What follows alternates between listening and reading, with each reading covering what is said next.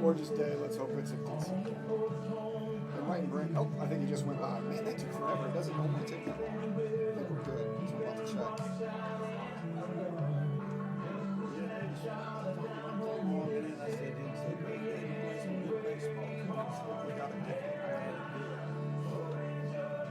We got the bounce house. What was that? We got the bounce house.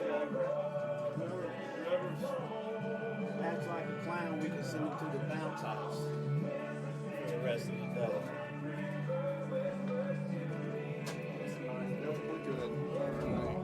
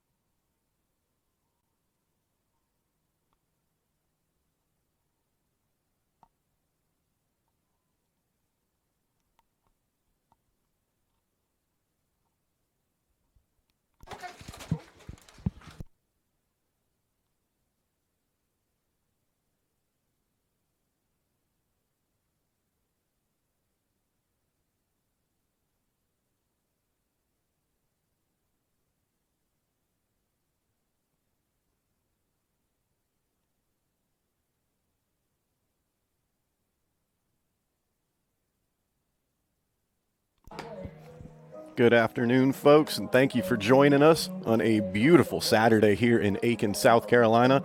We're at Roberto Hernandez Stadium for the series finale of this weekend trio in the Peach Belt Conference as USC Aiken hosting Georgia College. Bobcats have already locked up the series, having taken the first two. Pacers can certainly try to pick up some momentum heading into the week if they're able to steal one here in Game 3. Kevin Cox getting the start today for the Pacers.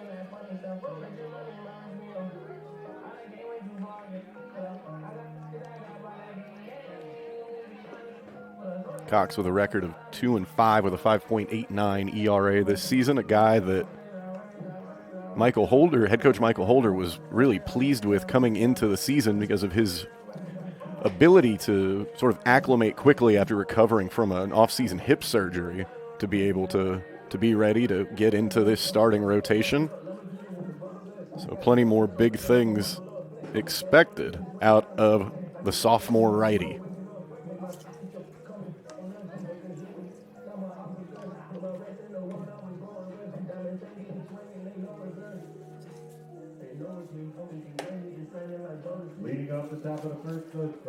And so stepping in to lead things off for the Bobcats, Gabriel Worth, a .336 hitter coming into this one.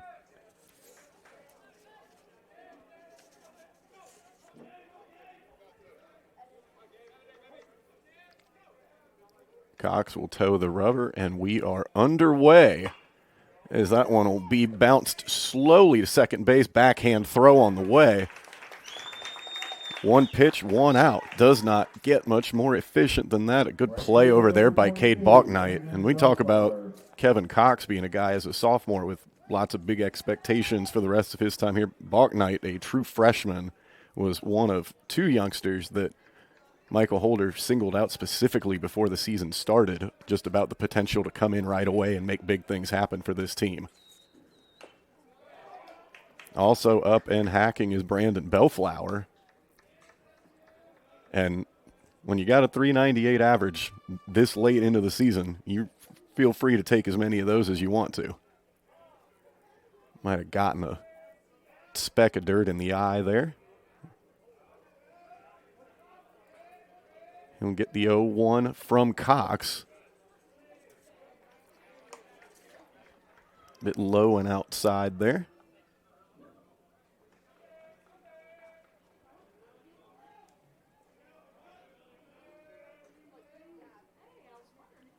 The 1-1 from Cox, that one is ripped into the gap in right.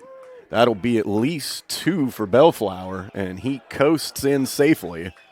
Good piece of hitting there from a guy who's pushing the 400 mark. This will be Matthew Mebben now. The number 3 batter with a .346 average. Team high 41 RBI coming into this one, and he's got himself an RBI opportunity right here with a man on second.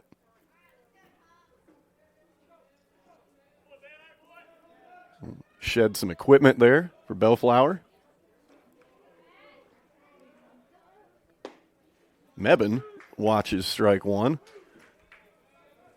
I'm sure these batters can very clearly see that American flag out there in center field is blowing out.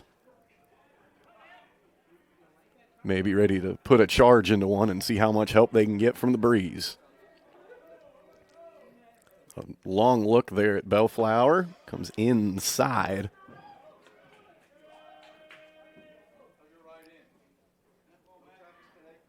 Bring the count to 1-1.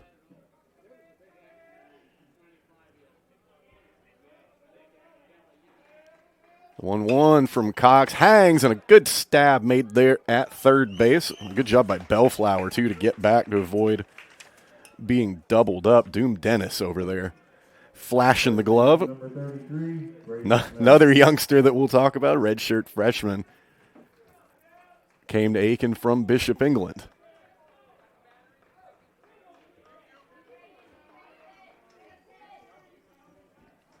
So Braden Smith, a 373 hitter in the cleanup spot. Pacers would love to keep Bellflower there at second base.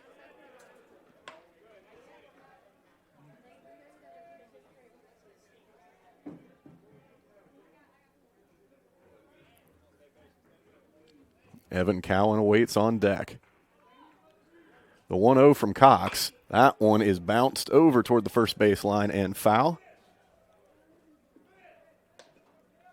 We'll bring the count to 1-1.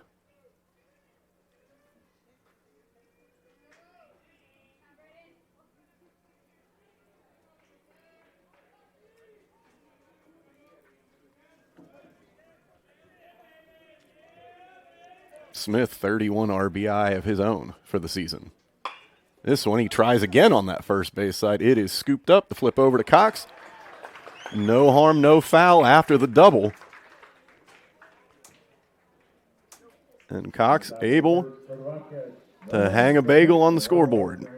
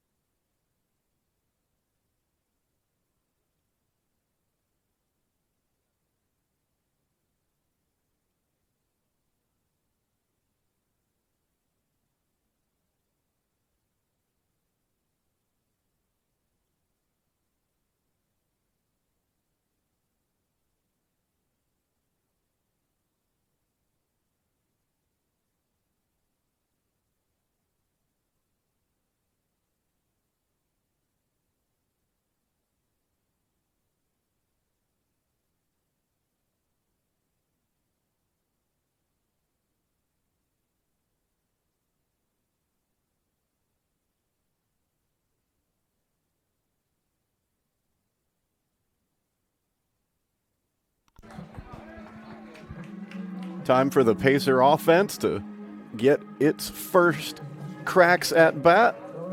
It'll be Josh Sharp, the leadoff man here today. Sharp had been a mainstay in left field his first couple of seasons here. Got him over in center today. Pacers making a lot of switches out there in the field as they have had to work really all season around a bunch of tough injuries. And also making some changes just to see if it produces a spark. And Sharp's a guy who can give you one of those from the leadoff spot. Down 0-2 in the count here early, though. As he works against Jacob Ryan.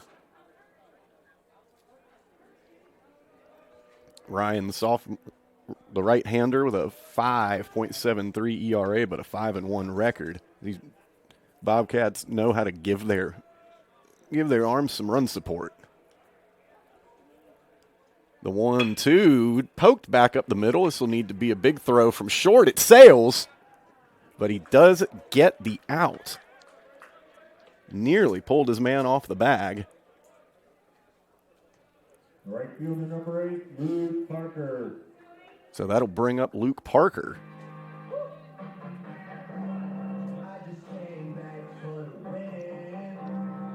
Parker, a guy who he came in as a freshman, got some starts, then became an everyday position player last year. Can pitch it, can hit it, can field it. A guy who does just about everything you could ask of.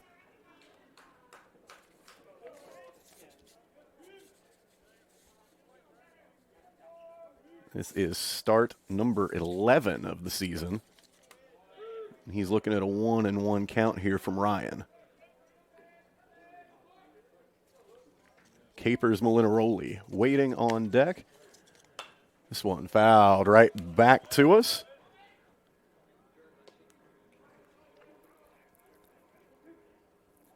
And Ryan again gets ahead in the count. That ball is going to tail back towards center, coming over to get it. Catch made. As that was Cam McNearney in center field.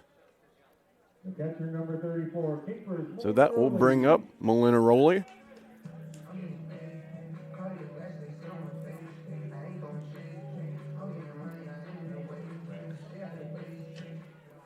He obviously started out the year over at first base, now behind the dish as the catcher and batting in the number 3 spot.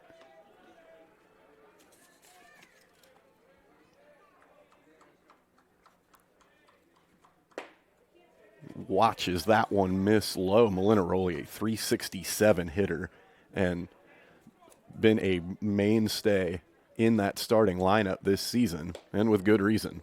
That one right on the hand, it looked like. So he will take a base, but do it the hard way. They may want to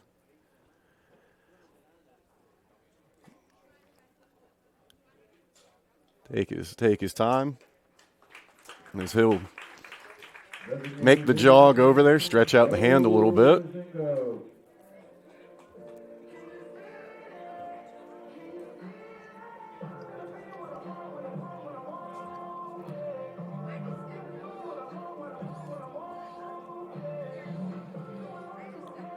Yeah, Molinaroli looks to be no worse for wear. That'll bring up Joe Mazingo, DH, that preseason first team All Peach Belt Conference selection. He takes strike one.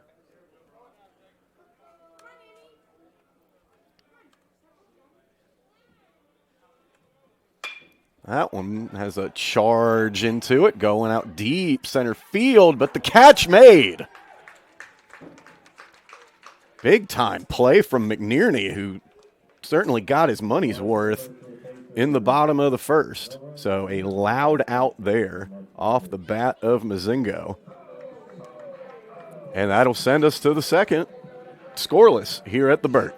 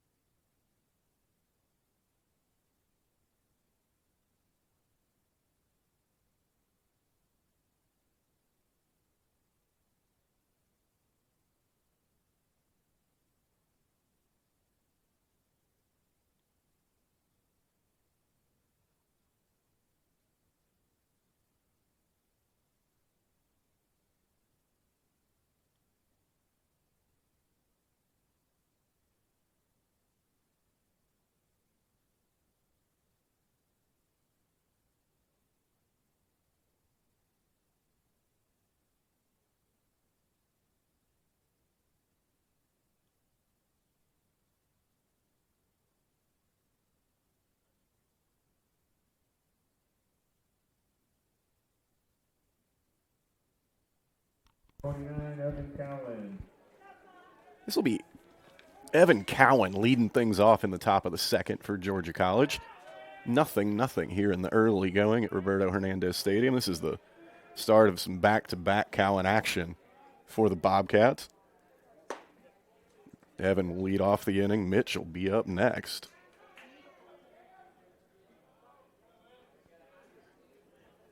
Evan taking ball 1 from Kevin Cox. Comes back with a strike. Cox needed just 10 pitches to get through that first inning, and that even included the double from Brandon Bellflower.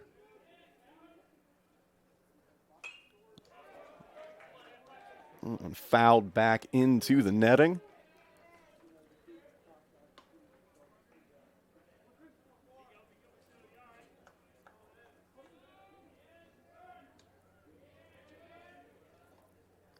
Cox with the 1-2 to Cowan. Another one fouled off to that left side. We'll stay right where we're at 1-2. Evan Cowan, a .297 hitter for the season. Been the starter in all 27 games that he's played. Another foul ball, but that one comes right back to Capers Molinaroli, who, after getting hit in the hand, is back out there with the catcher's gear on, so that's good to see.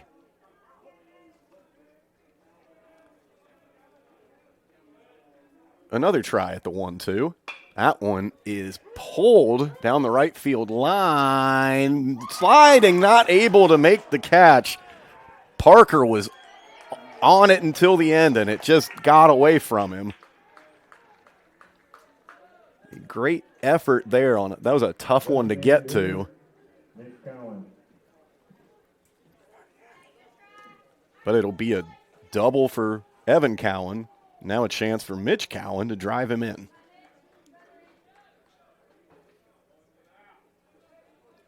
Bit of a tough luck play over there in right for Luke Parker.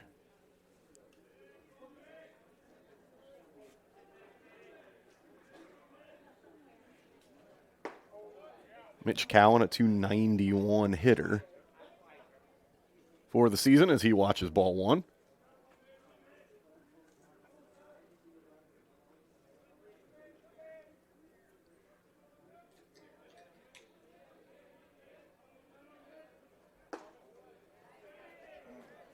And he's content to let both of those go by, and he's ahead in the count 2-0. Evan Cowan at second after the double. Cox gets one back there with a strike on the inside half.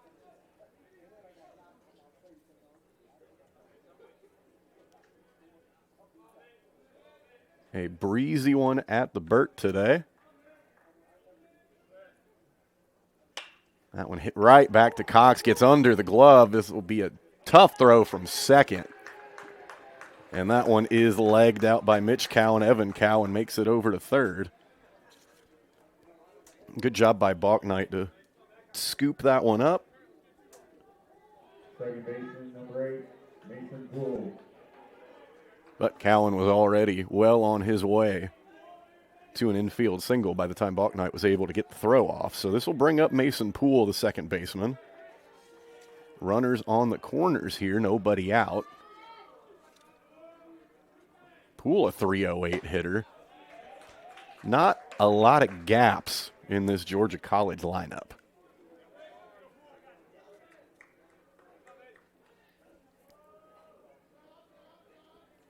No surprises then when you look and see an 11-3 record in the Peach Belt Conference.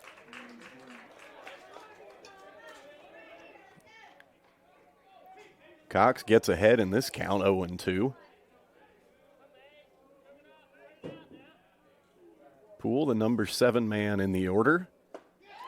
Strike out swinging. And that's a good recovery from Cox there after seeing a couple of them hit. Rand Besterman, the catcher, coming in.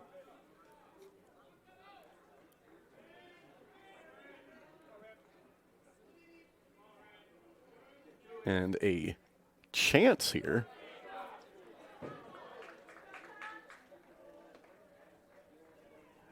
for the Pacers to get out of this one unscathed. Molinaroli making the block there.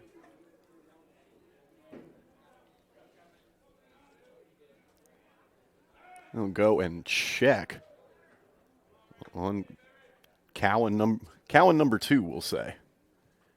We got a Cowan at third and a Cowan at first. And a Besterman at the dish. The 1-0 from Cox. That one just snags the outer half there. Evens the count.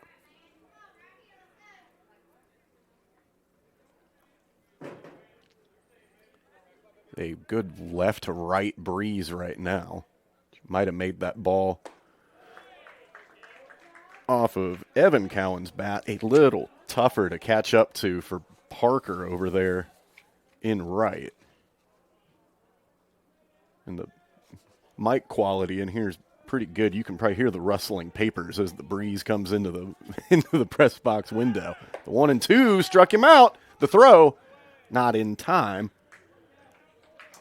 So another strikeout for Cox, but Bobcats able to get another man into scoring position. And an opportunity here for Cam McNearney, who made some big-time defensive plays in the bottom of the first, to make a big offensive play in the top of the second. McNearney, a .303 hitter, 22 RBI for the season.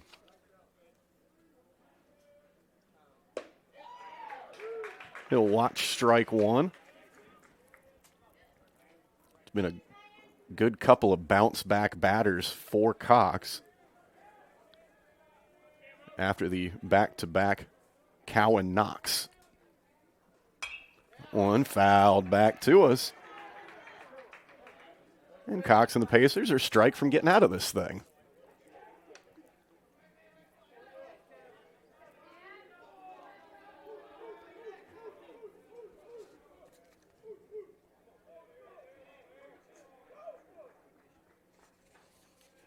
The 0-2. McNearney does not go chasing after that one. Another good block from Molinaroli to keep that one from getting through. Still well ahead in the count at 1-2. We had one to waste there if that was the choice.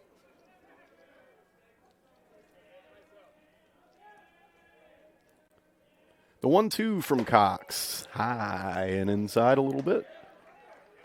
That'll even things up at 2-2. Still a good spot.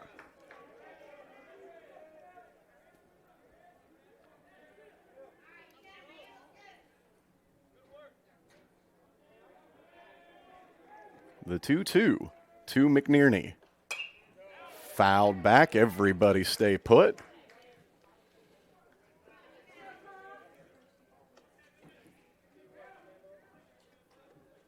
Has there been a lot of souvenirs given out already in this game via the foul ball?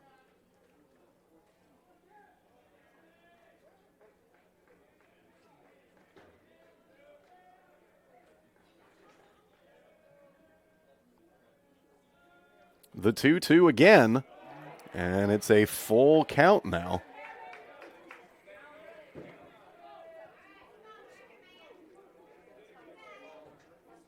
McNearney has stayed patient after that count started out 0-2 against him. And he's earned himself a look at a payoff pitch. That payoff pitch from Cox. In there, strike three. Kevin Cox strikes out the side and gets out of a jam. Good work there from Kevin Cox to leave the Cowans aboard and to leave this thing scoreless as we head to the bottom of the second.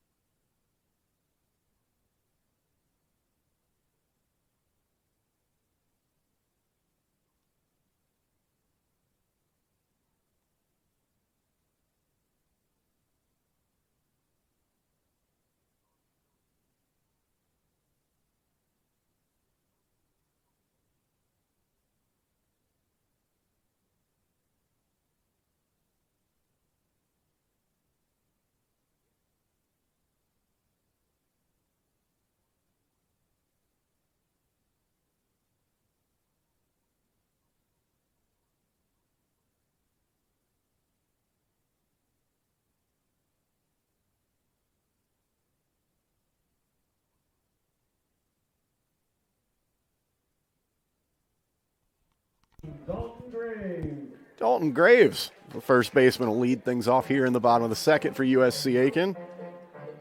See if the Pacers can get a bit of a spark at the plate. You know those guys, as they were walking off the field, had a little extra bounce in their step after Kevin Cox getting that big strikeout with 2 men in scoring position on a 3-2 pitch.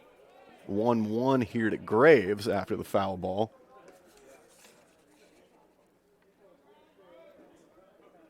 Graves, the Aiken High School product, a .294 hitter, takes strike 2.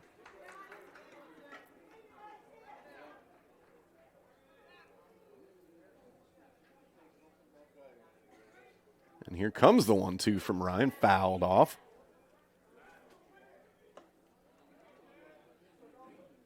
Everybody stays where they are. Another look at the 1-2, fouled off.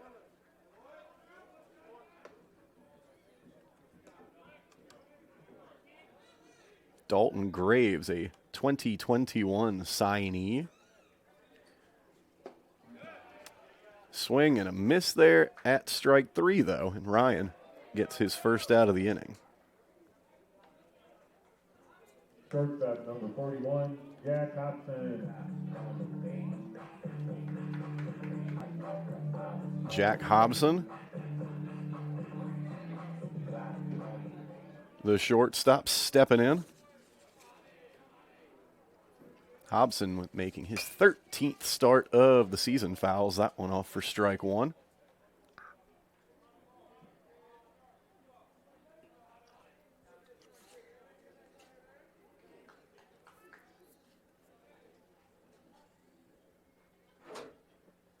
That one fouled straight back at us. So, again, Ryan doing a good job of getting ahead in counts. He's got an 0-2 look here to Hobson with Brandon Osipsik waiting on deck. This one right at the shortstop. Throw coming over.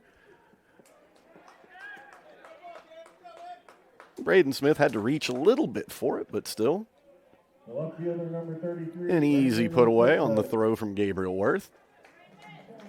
And this will bring up Osipsik. He's in the number 7 spot this afternoon. Start number 6 of the year for him.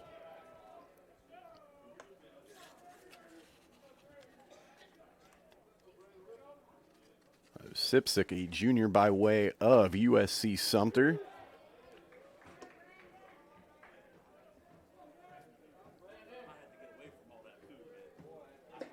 Yet another player, as we'll check the swing, he did not go. Osipsik, another player from that powerhouse USC Sumter program to move on to a 4-year school.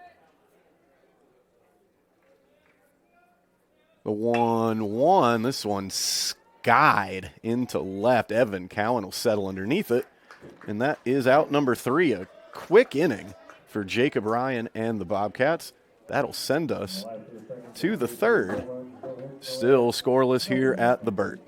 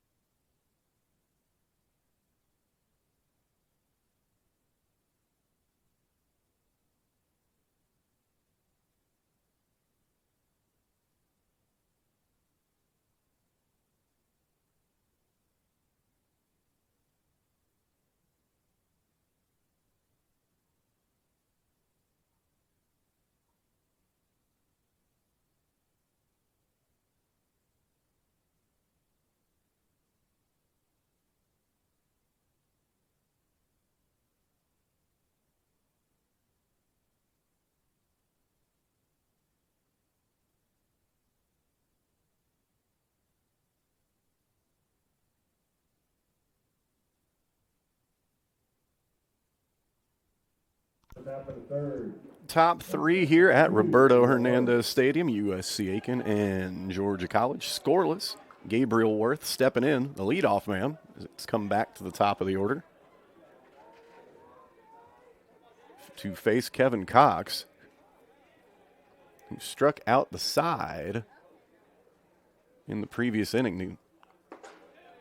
Kind of sandwiched around a couple of hits to get out of a jam.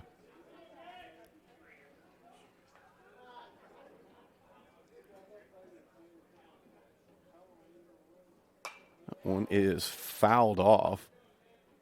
Worth 0 for 1 today.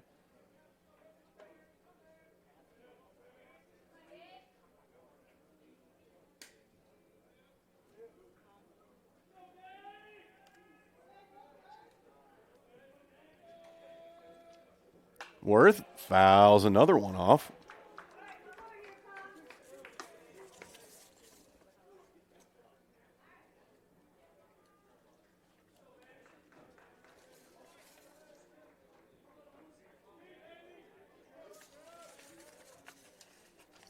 And Cox coming in with the 0-2.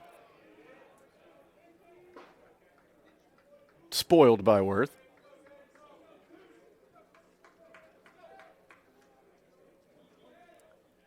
Three strikeouts so far on the afternoon for Cox.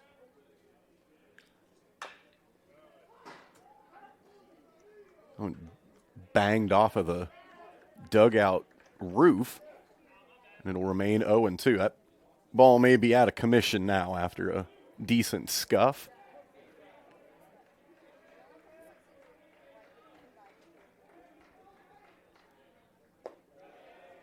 One and two count, although I know we'll make that 2-2. Although I think any of the golfers at home tuning in may scoff at the idea that a scuff being on the ball takes it out of play.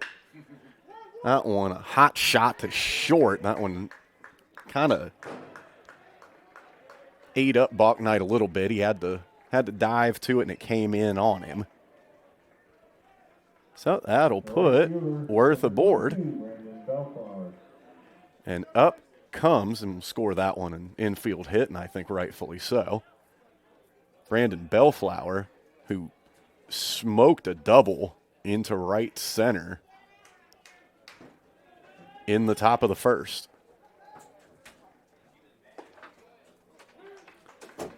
That's strike one taken. Worth at first.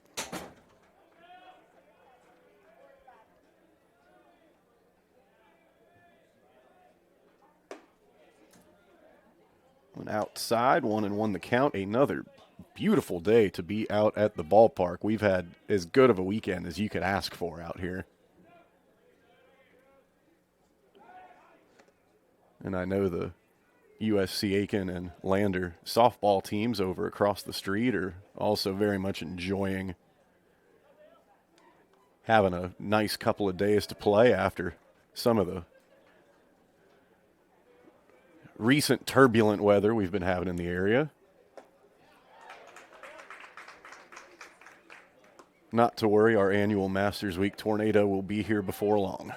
1-2 the count from Kevin Cox to Brandon Bellflower. Gabriel Worth on at first after the infield single to lead off the inning. Cox will check him again.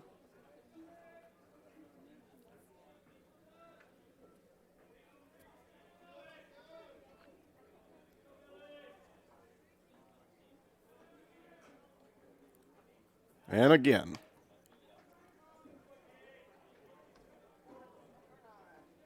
Of course, Worth, the shortstop, wasn't going to get out of here with a clean jersey anyway, but Cox going ahead and getting that out of the way early. He comes in with the 1-2 outside. Bellflower lays off. As we mentioned about Bellflower just what felt like a few minutes ago, a .398 hitter coming into this one.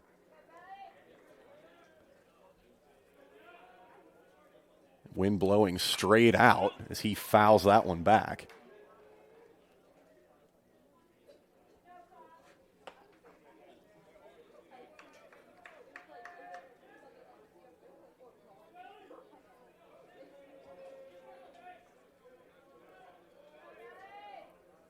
4 hits here early for the Bobcats, but Cox and the Pacers have made sure that those haven't hurt them yet. That one is skied back behind us.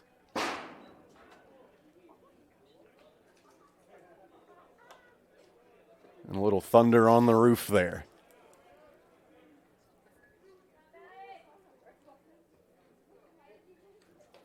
Cox will try again at the 2-2 to number 22.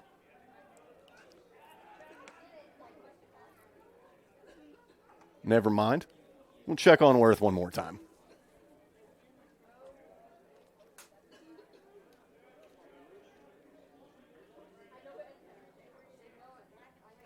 The 2-2 hits him. It's the second time this season that Bellflower has been hit by a pitch. So Cox worked out of a jam in the last inning. We'll have to, maybe we're not quite in jam territory yet, but Mebane can certainly make it that way. That one nearly gave him a shave there. 2-0 now the count.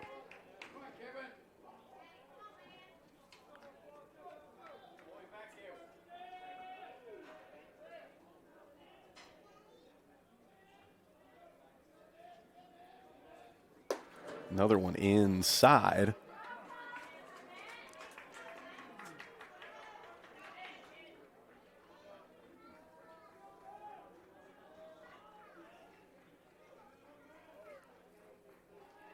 The 3-0 to Mebane also misses inside. And we can now, I think, safely call it a jam here as the Bobcats have loaded the bases with nobody out. The first baseman, number 33, Braden Smith. That means that the man at bat with the bases loaded is the cleanup hitter, Braden Smith. 373 hitter, 31 RBI. We'll come out and have a quick chat with Cox before we get there.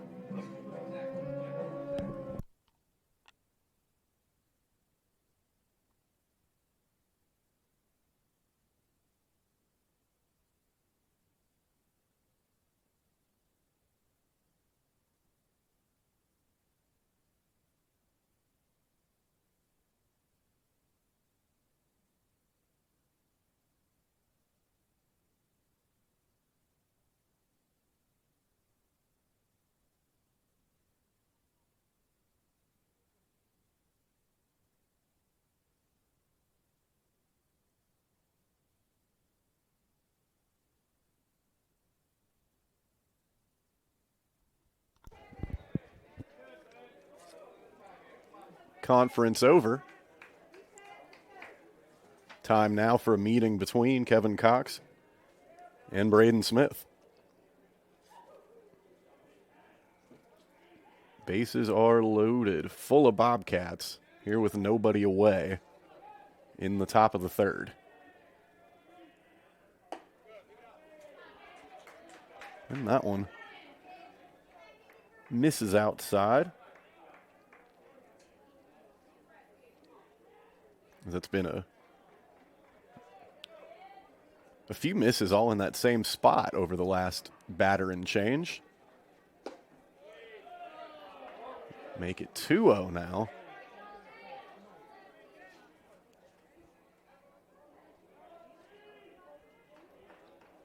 As Cox tries to get out of this one. That is a 3-0, and with Mebane, first base was open, but now there is nowhere to put Smith. This has got to be a strike. And it is. As Cox catches the outer half, brought that one just in a little bit more than the previous few. Smith will know that he's going to get something either to hit or to wave away. And that's exactly what he does as he draws the walk. So that'll put the Bobcats on the board. The left fielder, Evan Cowan. And it keeps the bases loaded with nobody out for Evan Cowan, who hit the double earlier.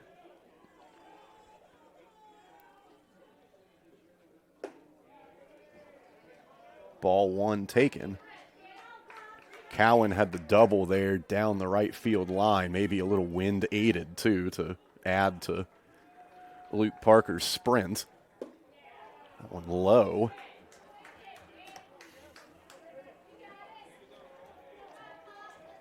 Cox has got to dig deep here.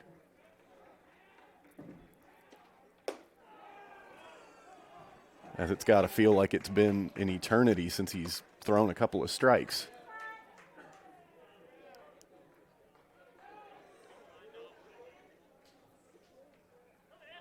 Another 3-0, third consecutive batter that's had one, and he is walked on 4 pitches. The home crowd may not like it, but the visiting dugout sure does.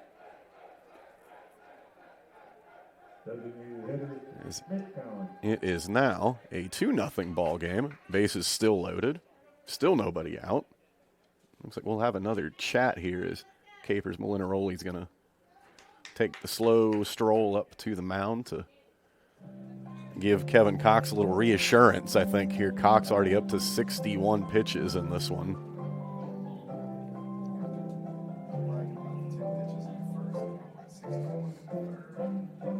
It's been an adventure of a third inning, to say the least, and the second wasn't without its trouble. Cox able to get out of that jam. This one, though, very much in it. So, Molinaroli makes his way back as he'll get settled in, as will Mitch Cowan. 1 for 1 today. Instead, it's potentially time to make a change here, and that is what's going to happen. So we'll be back with you shortly after this call to the bullpen.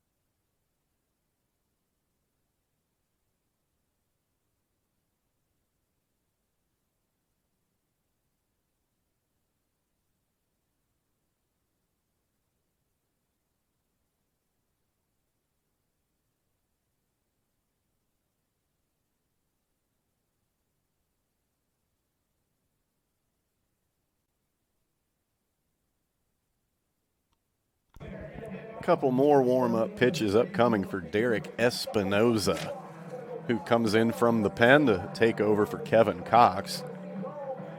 Cox departs after 61 pitches, 4 hits, 3 walks, 3 strikeouts, and a hit batter in 2 full innings. 2 runs on his tab, and Espinosa is going to do his best to make sure that no more of those are charged. Designated hitter, Mitch Cowan. He will face the DH, Mitch Cowan.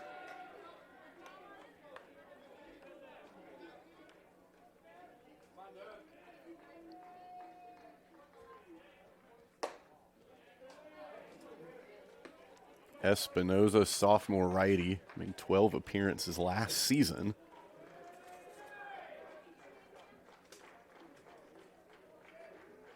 This will be his 8th of this year, a 3.86 ERA. Behind 2-0 here to Mitch Cowan.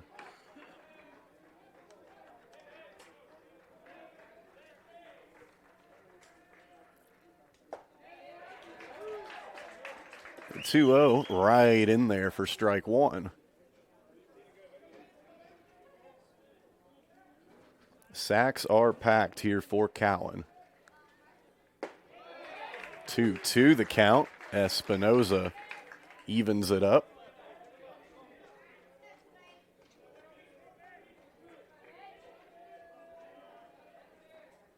The 2-2 just misses. Espinoza, Camden County high school guy. One of those big 7A schools down there in South Georgia. The 3-2 fouled back.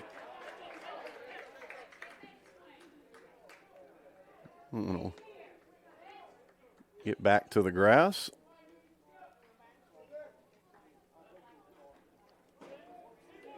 Cowan 1 for 1 today. He'll face a 3-2 pitch here, fouls it off. Espinoza looking to get the long-awaited first out of this top of the third inning. Georgia College has already pushed across a couple.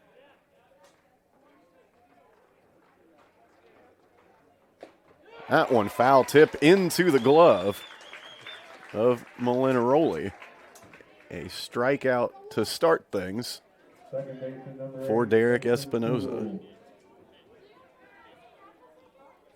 And this will bring up Mason Poole, the second baseman, 0 for 1 this afternoon.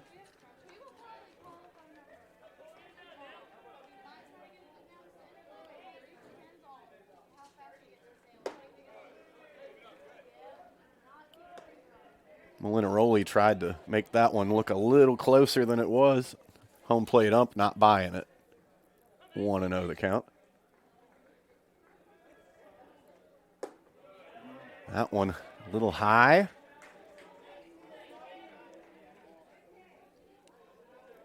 Make it 2-0.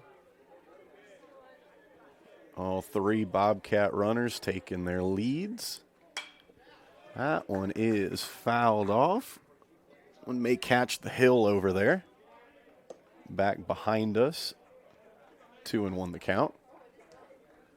Couple of folks getting to watch some free baseball up there on the road.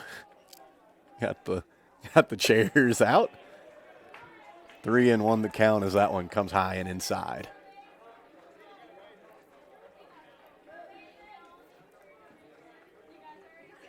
Espinoza. The 3-1 to Poole.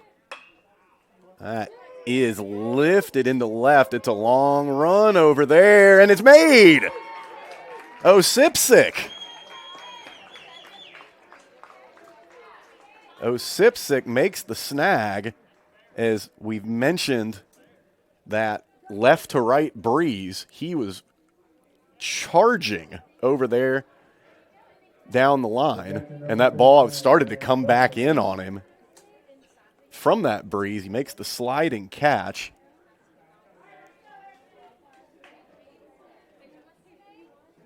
The Bobcats do get one across after the tag up, so that's a 3-0 ball game.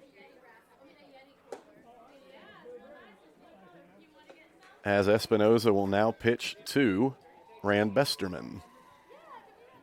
The catcher 0 for 1 today.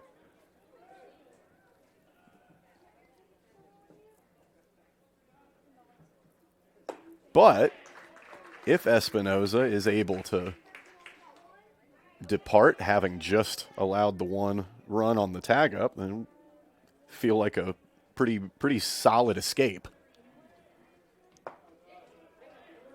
That one is looked at down low. 2-1 the count to Besterman. Espinoza nips the corner there. A strike away from what would feel like a bullet dodged, to say the least. Espinoza's 2-2. Misses, and the count will run full. A walk doesn't hurt as bad if it comes to that. I'm sure Espinoza would prefer the alternative. The payoff pitch, Besterman lays off. So it will be a walk. And the bases are juiced once again. Albeit this time with 2 outs for Cam McNearney. McNearney was the strikeout victim in the top of the second to end the threat there, as Kevin Cox was able to get out of that jam.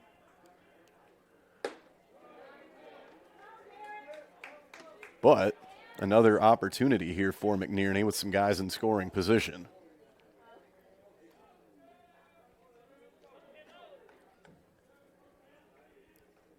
The 1-0 fouled straight back.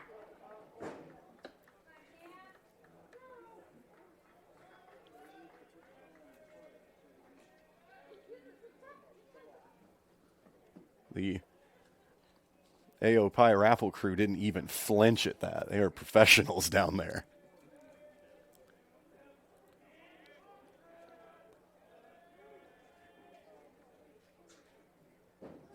The 1-1, that one made some people up higher in the seats flinch as that one came straight back.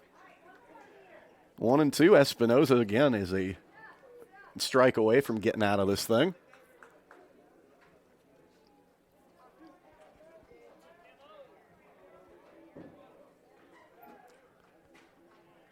His 1-2 to McNearney. Fouled straight up, and that'll get back.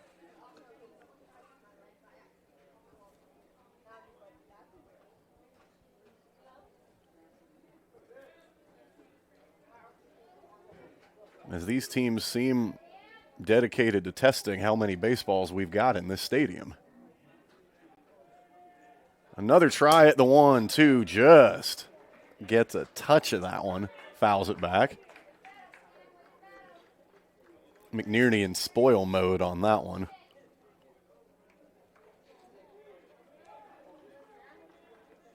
Another 1-2. Espinoza, instead, another foul ball. That one stays within the fencing over there.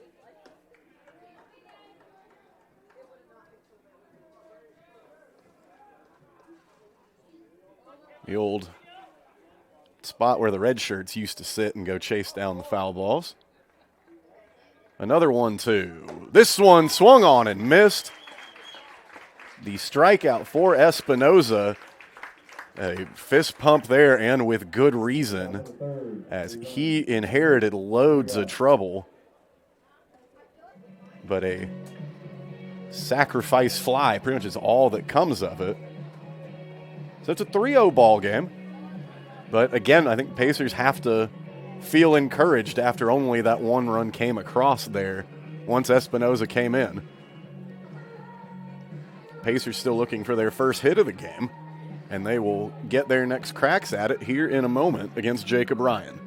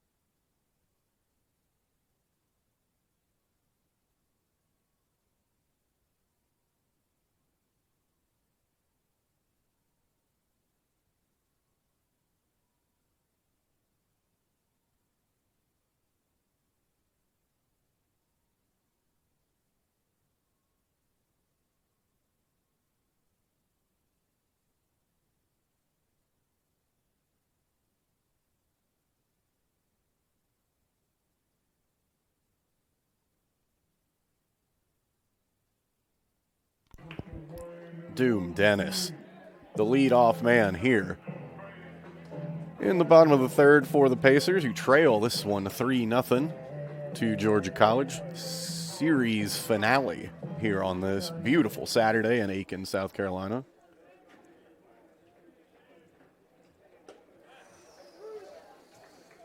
And take strike one from Jacob Ryan.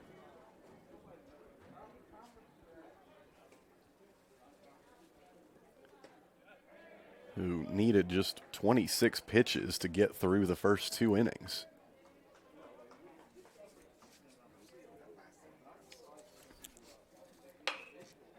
1-1 shot the other way. That'll get through for Dennis. And that's hit number 1 of the game for the Pacers. The second baseman, number 12, Chris Bucknight. Dennis, the red shirt freshman from Bishop, England. So bring up the true freshman, Cade Bucknight.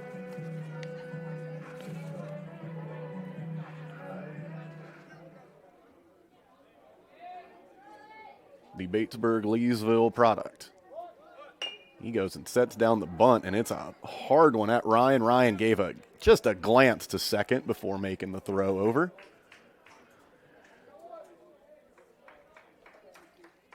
As Bucknight does the job and gets his man into scoring position and gets us back to the top of the order, as this will be Josh Sharp.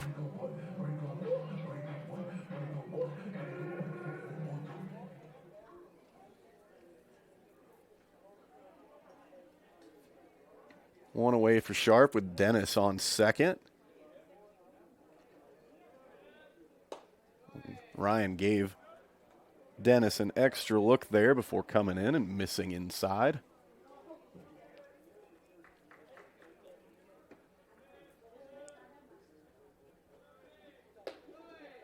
Sharp watches that one miss.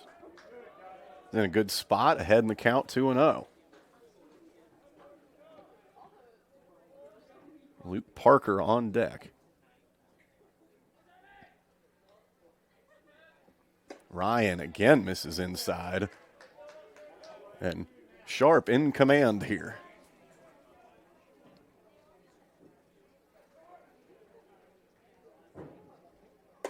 That one misses high. It's a 4-pitch walk. And the Pacers have 2 men aboard with 1 out. That will bring up Parker. Number 8, Luke Parker. 0 for 1 today. His 11th start of the year. He's out there in right field today.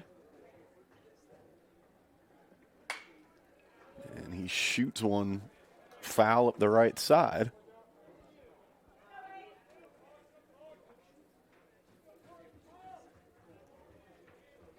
Dennis on second, Sharp on first. Parker at the dish. The 0-1 from Ryan is also fouled off there. That one clanged the light pole a little bit. Not the Niall Goings light pole, of course. That one's out in left field. But the foul ball makes it 0-2. Make it 1-2 now after Parker watches that one miss.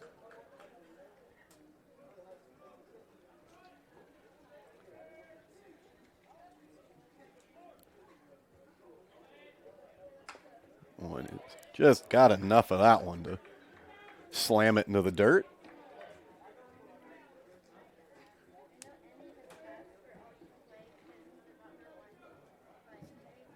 Maybe spun some of the stitching off of that one. 1-2 misses. Parker didn't bite on that one. And he'll get a look at a 2-2 pitch here momentarily from Jacob Ryan. That one is snagged. The throw not in time, and we're going to have a man coming home, Doom Dennis. Good awareness there from Doom Dennis. as he motors all the way around from second, and the Pacers are on the board. Parker kind of just chopped that one into a tough spot where it was there in between Jacob Ryan, the pitcher, and Rand Besterman, the catcher. Besterman went to go and make the throw to first and took a bit of a spill as he did it. Dennis, recognizing no one's covering the plate, comes around to score. Capers, Molinaroli, had that noisy hit off the hand his first time up.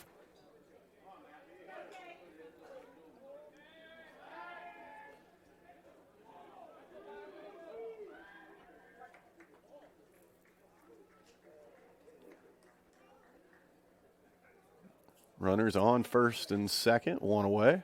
3-1 ball game. We'll have a time taken for a conversation to be had.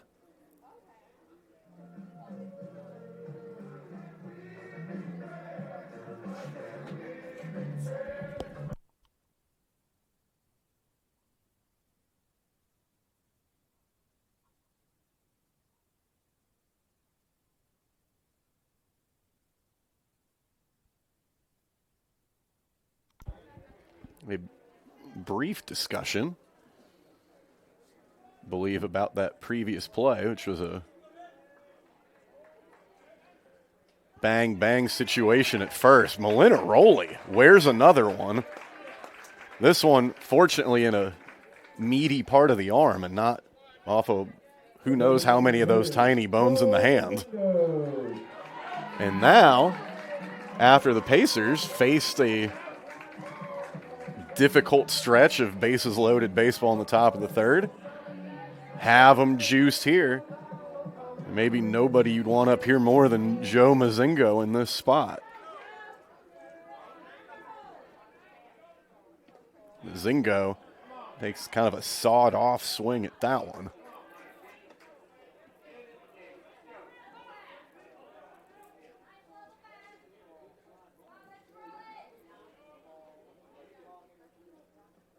That one is shot into right field. That brings in Sharp, and we're going station to station here, and it's a 3-2 ball game.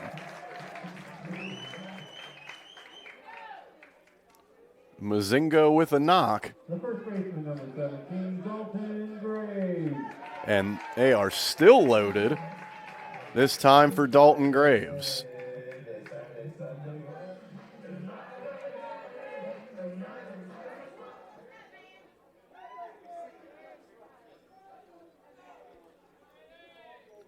Graves, and he ends up wearing one.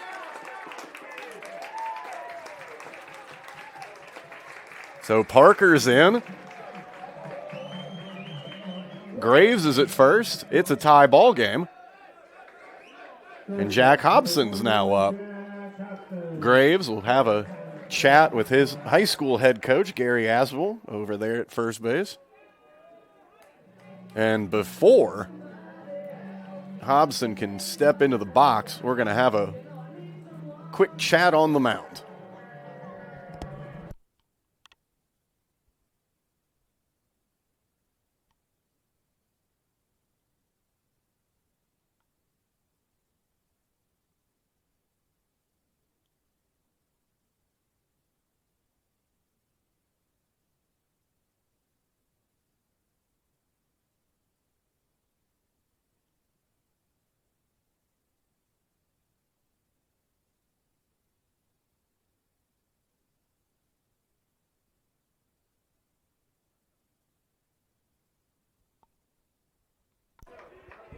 Jack Hobson in the box. Waves at the first one. 3-3 ball game. Here's the Pacers have given the Bobcats a taste of their own medicine by cashing in with the bases loaded. Hobson shows bunt on a ball outside. 1-1.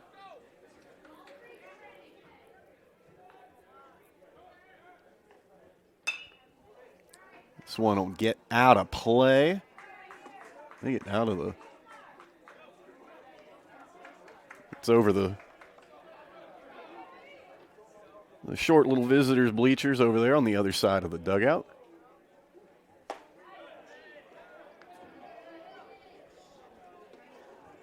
Two the count to Hobson.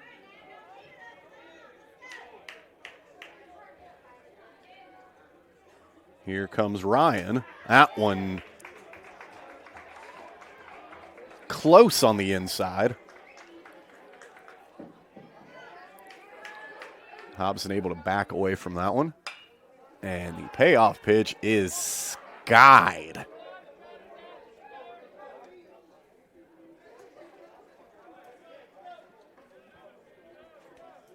That one easily put away. The left fielder, number 33, Brendan O'Simpson.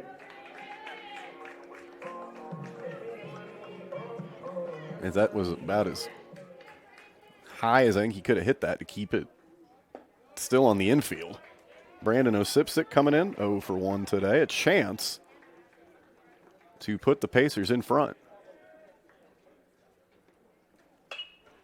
That one, though, also popped up on the infield. Ryan takes it at the mound. So that'll end the inning. But a good one for both sides, as each team able to scratch across 3 runs here in the third. A good punch from the Bobcats and a good counter punch from the Pacers. So we're all square as we head to the fourth.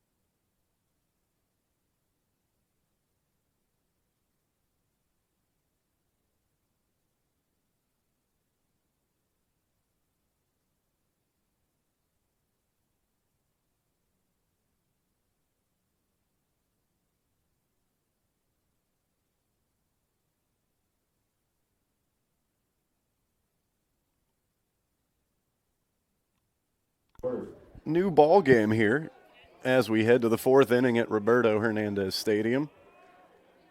A trio of runs apiece in inning number 3. 3-3 ball game, and top of the fourth, and this will be the third time that Gabriel Worth has led off an inning. That one is a hot shot to center, but tracked down. That's Josh Sharp.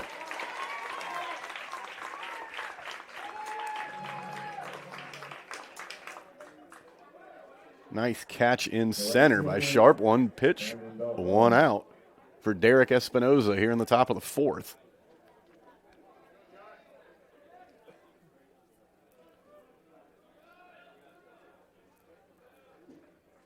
This will bring up Brandon Bellflower, the big bat at the number 2 spot in the order.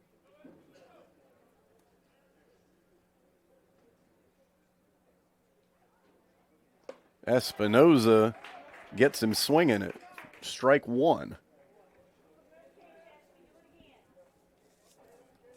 Needless to say, the Bobcats have started this fourth inning aggressively with a couple of big swings.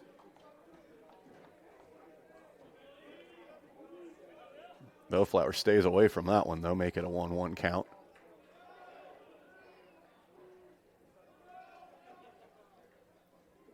Espinoza will give up the hit there as Bellflower takes that one into shallow right. It will bounce its way to Luke Parker.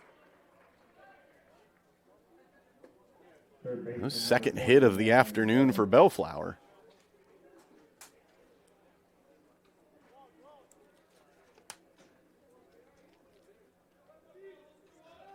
And needless to say, that .398 average looking even better right now for Bellflower. Matthew Mebane.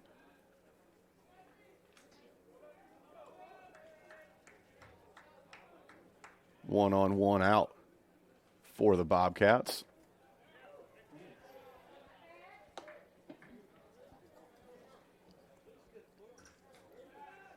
Molinaroli looked set up right there over the corner, but no dice.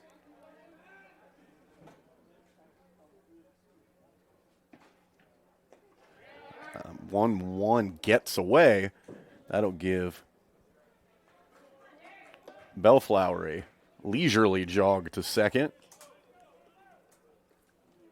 So he'll be in scoring position here for Mebane.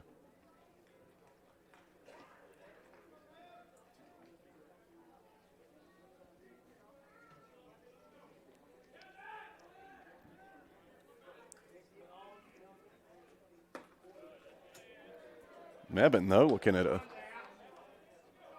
3-0 count here.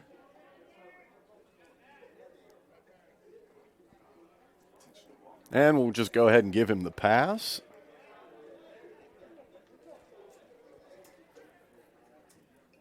First baseman number 33, Braden. The old IBB brings up Braden Smith.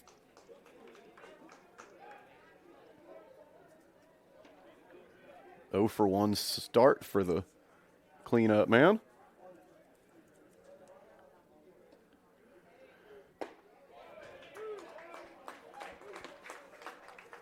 Lays off, but it's a strike against him.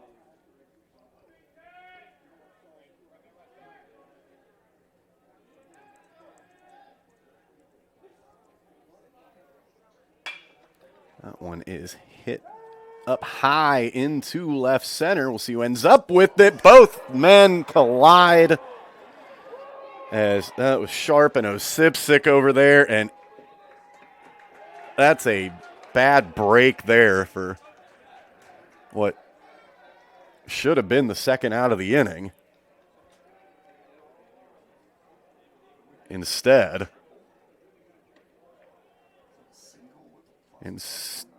2 runs come in as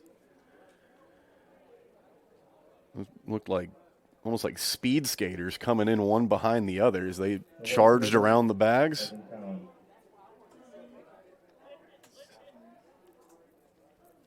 So make that a 5-3 ball game after that adventure in left center.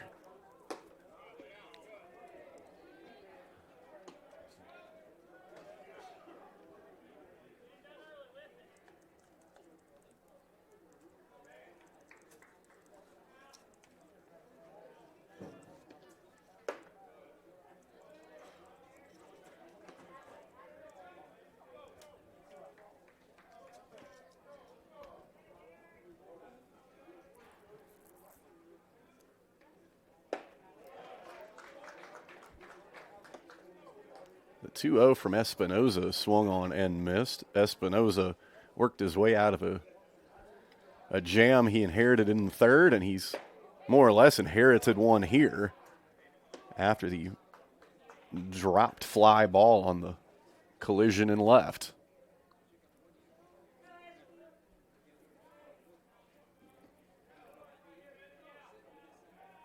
So that has Braden Smith on third, Evan Cowan at the plate as he watches strike 2 and the count runs full.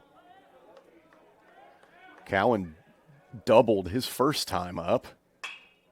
This one, though, is straight up to third base. Gloved by Doom Dennis.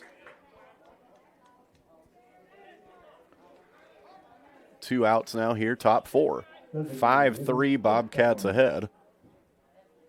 Mitch Cowan, the DH.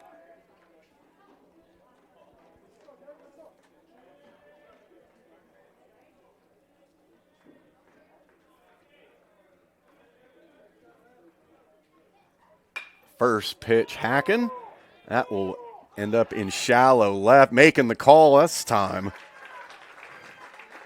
Osipsik comes forward and gets it. Maybe a little bit of retribution there in a way. But a couple more come across for the Bobcats on the error in the outfield. And Georgia College will take a 5-3 lead into the bottom of the fourth.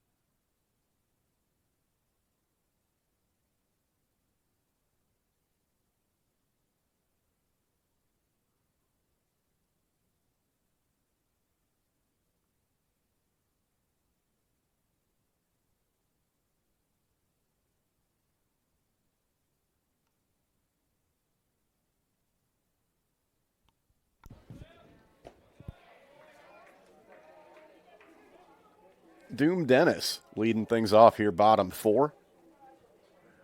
1 for 1 today for Doom. Pacers trailing in this one 5-3 after Georgia College scored a couple on an error in the top of the fourth.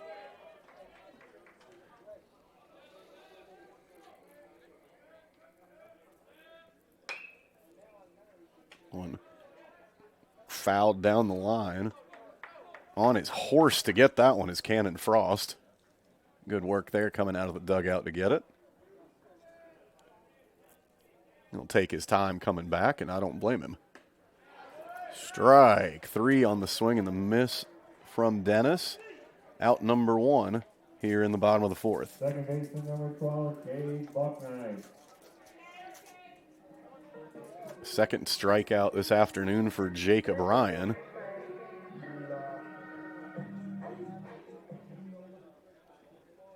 Cade Bucknight steps in. 1-0 to the freshman.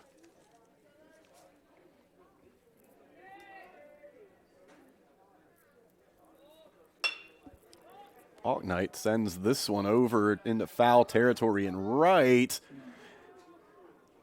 Nearly a diving catch made there.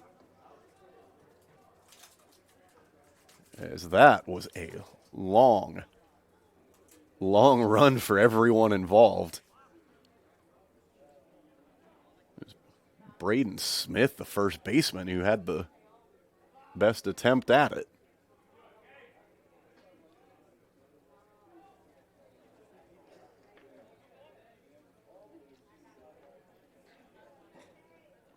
1-1 here to Bucknight. That one got away from Ryan. Bucknight gets out of the way at the last second.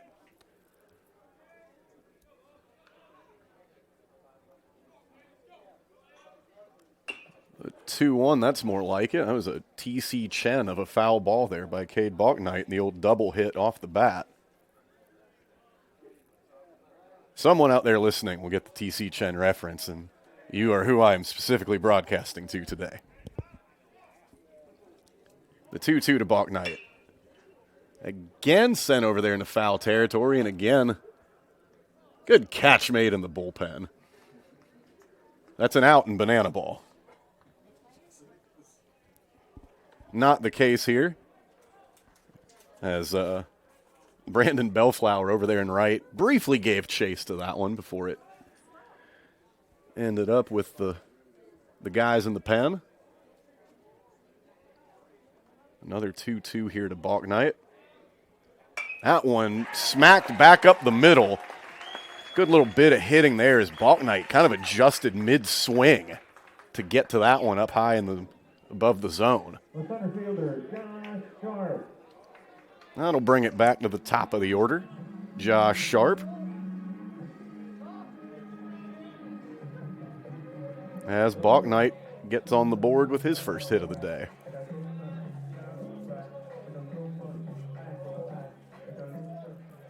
Sharp 0 for 1, but drew the walk the last time up.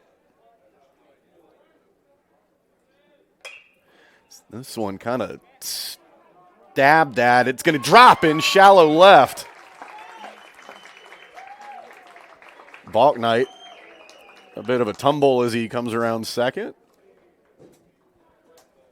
2 aboard as third baseman Matthew Mebane tried to make the Dave Casper ghost to the post over the shoulder catch there.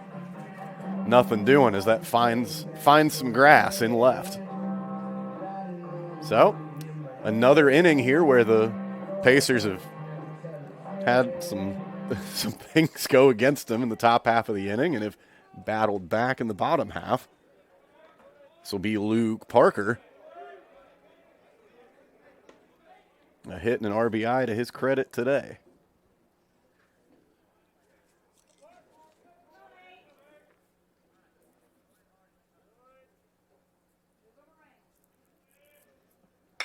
This one will find the gap over there at short. And on his horse coming around, Balknight slides in time.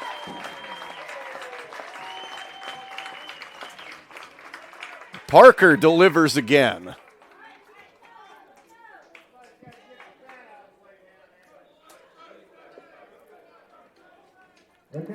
Second RBI of the day for Parker.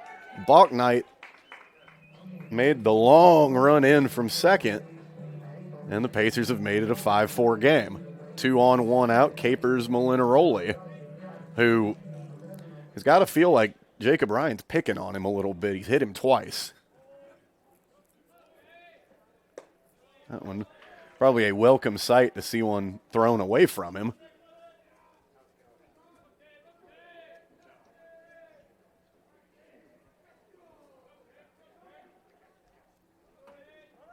That one shot the other way. Molinaroli gets a bit of revenge. And that'll tie this thing right back up as Sharp comes in to score. And there will be men on the corners for the DH, Joseph Mazingo. Number 19, Joe Mazingo.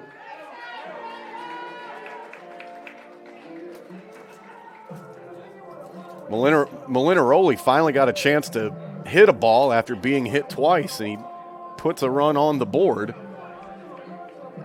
5-5 ball game, and, well, we'll see if one of those guys from the pen's going to make a move in, and it looks like that'll be the case. This should be it for Jacob Ryan, who will depart after 67 pitches.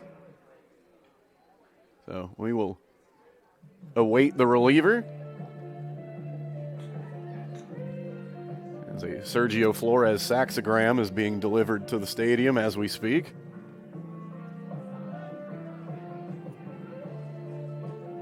And we'll check in with the new pitcher once he's all set.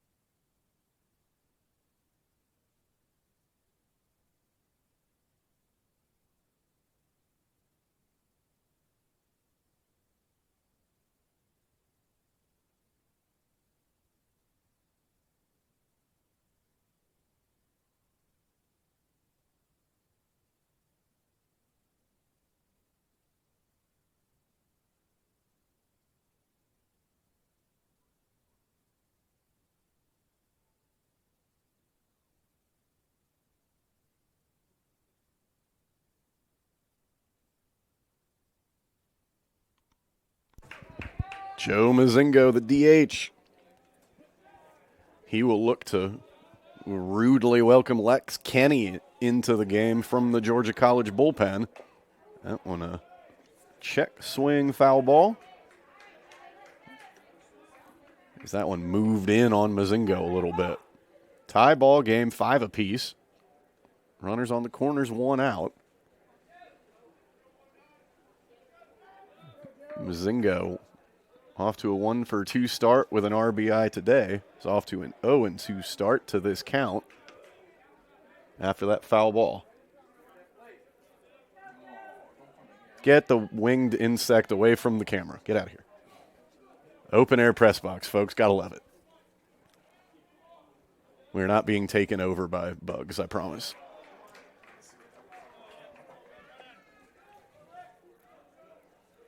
One and two the count here to Mazingo, who absolutely caught fire last season and earned that preseason all-conference nod. He just throws his hands at that one, and it's going to get down. Making the move from third and coming in to score, Luke Parker. And the Pacers have taken the lead. The shortstop. And the first baseman, Dalton Gray. This will bring up Dalton Graves. Got hit his last time up. That was with the bases loaded. This time he's got just 2 men on, but one is in scoring position. That one nearly got him again.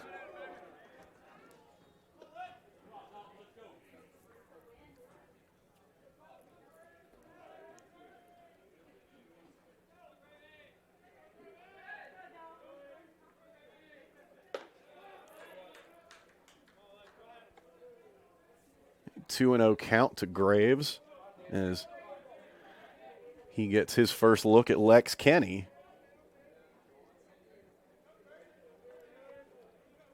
Kenny just came in for Jacob Ryan. That one nearly got Graves on the rebound.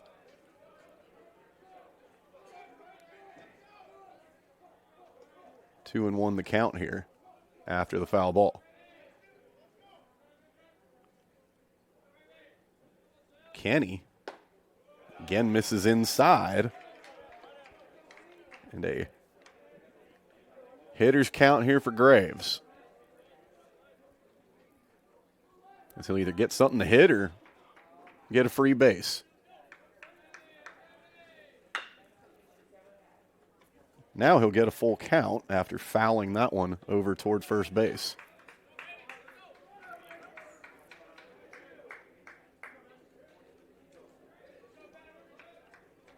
Chance for Graves to make Kenny sweat a little bit more up on the mound. And folks, at softball yesterday, our home plate ump was had a lot of the delayed calls on the strikeout walk dilemma, and I had a flashback to that as Graves turned and kind of looked for the call. But they're loaded again. 1 away. This is Jack Hobson.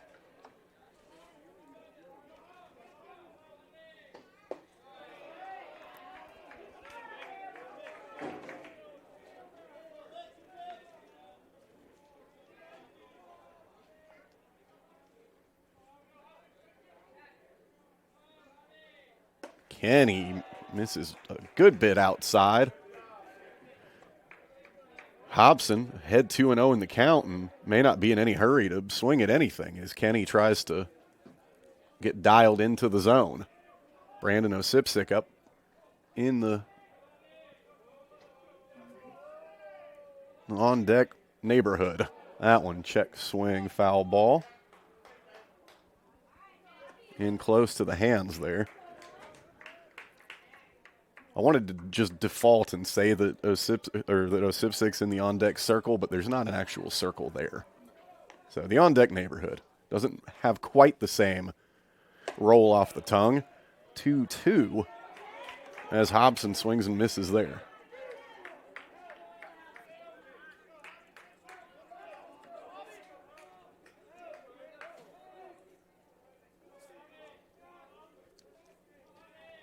The 2-2, that's going to be a bouncer to short, bobbled.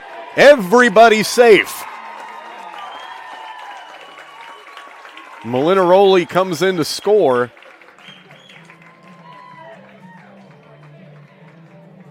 Make it 7-5 now, Pacers, as I think that one just gave Gabriel Worth some trouble there at short. Couldn't quite make the transfer. That ball may have still had some spin on it when he tried to get it out of the glove.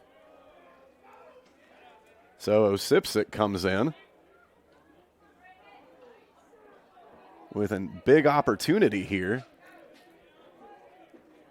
to add to what's now a 2-run lead. That one, though, is Lex Kenny's to take.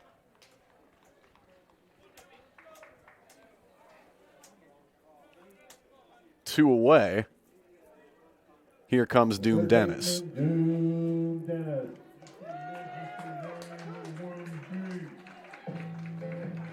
Doom Dennis, a perennial all-name team contender. 1 for 2 today. He'll take strike one from Kenny.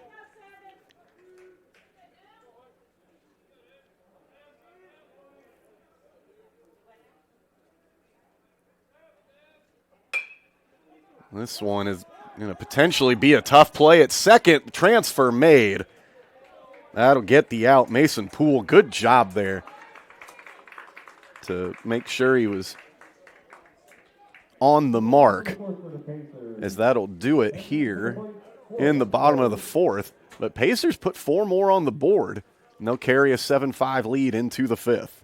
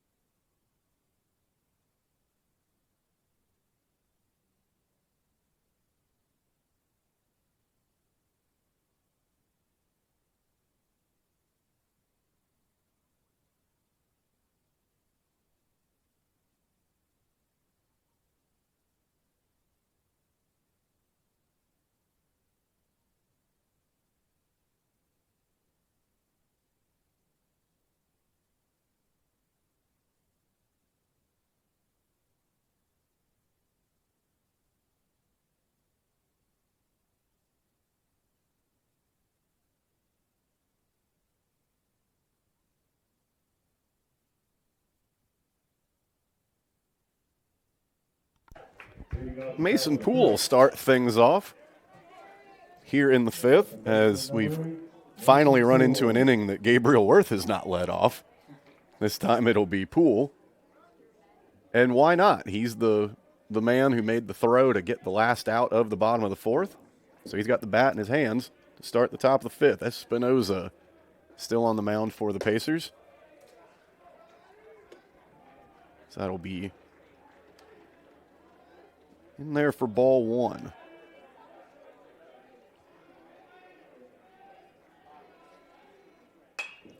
This one is way up high.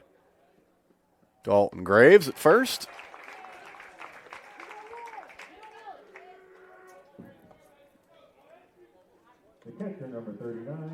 And Poole is retired. This will bring up Rand Besterman, the catcher. Over across the street, USC Aiken softball has locked up a series win over Lander by taking the first half of a Saturday doubleheader. Pacers were walk-off winners in 8 yesterday. Kate Newberry, her second walk-off homer of the season.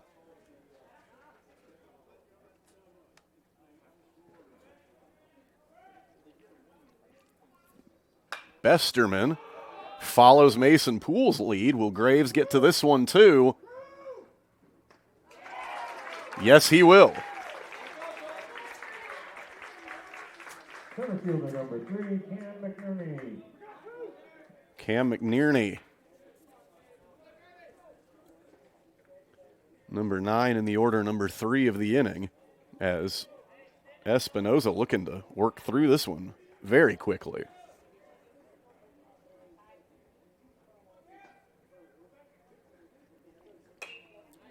That one fouled straight back.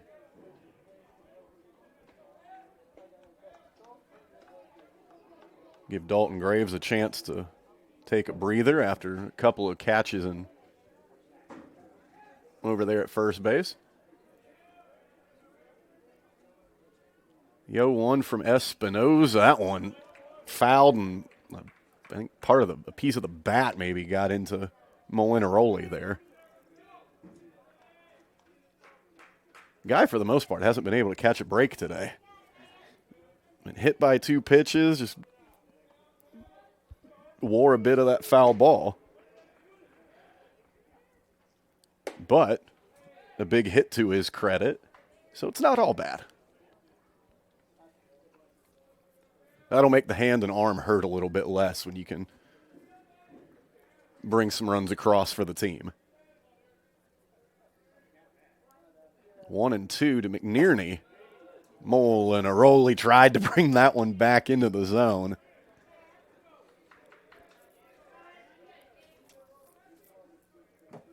And we're under attack by insects again. I do not have a can of spray or anything for that guy. 2-2 to McNerney. Make it 3-2.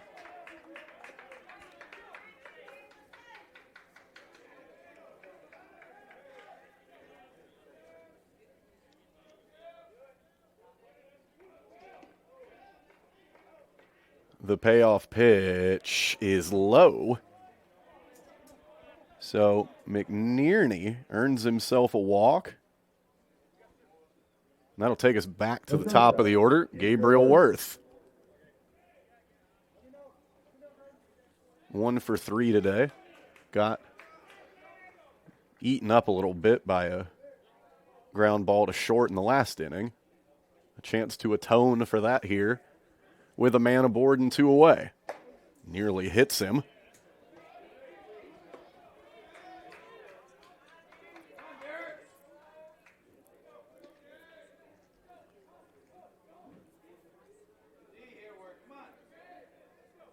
Espinoza with the 1-0. Fouled off to... That one's going to escape over there in left.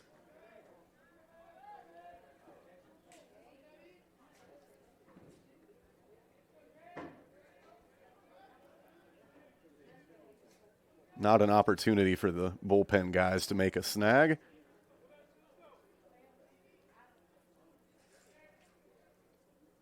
The 1-1 now to Worth. That one should be a routine play at second.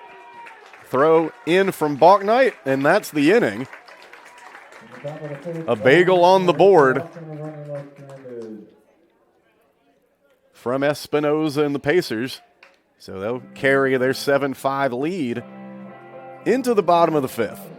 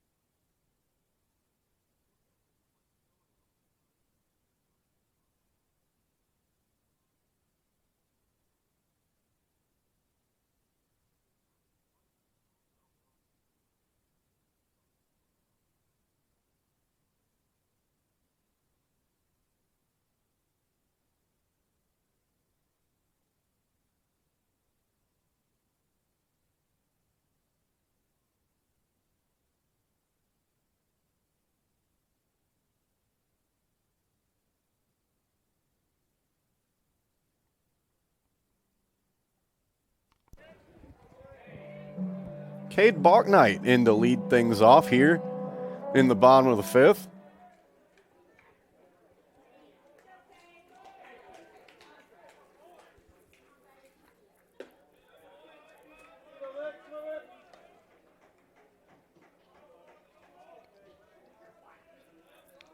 Ball one to him from Lex Kenny.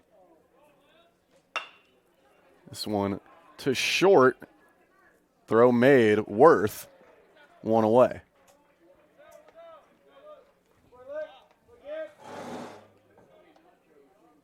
Back to the top of the order with Josh Sharp. One away, bottom five.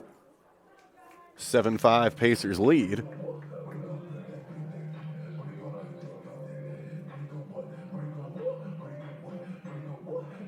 I've lost sight of our winged friend that keeps getting into the camera, so if the broadcast goes silent for a second, that means it's gotten to me. Kenny in there for strike one. Sharp 1 for 2 today. 1 for 2 with a walk.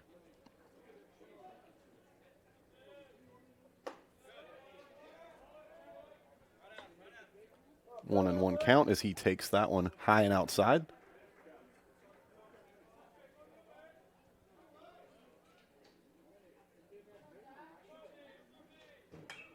Fouled straight back. 2 strikes to Sharp.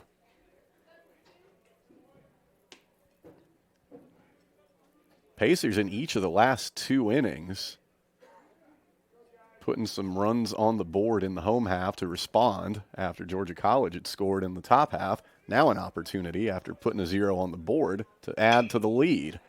Chopper over there to second. Throw not in time.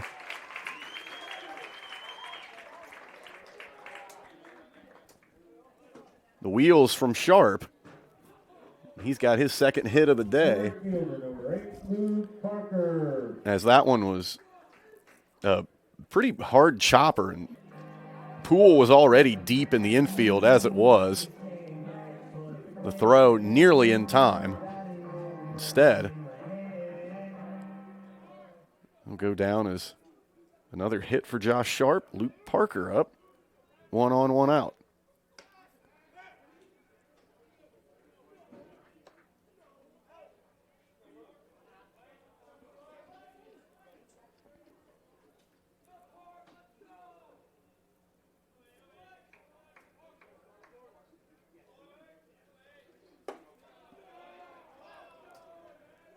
That misses high.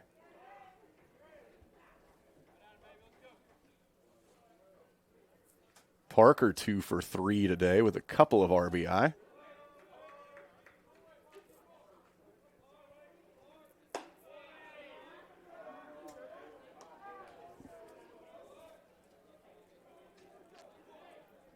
As he's looking now at a 2-0 count.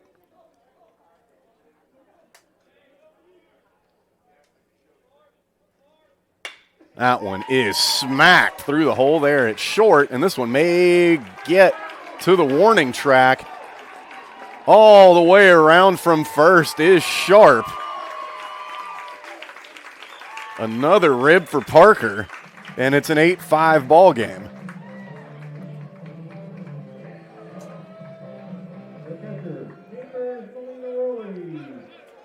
Three for 4 now for Parker. And he's driven 3 in. The lead is 3. Capers Molinaroli coming in.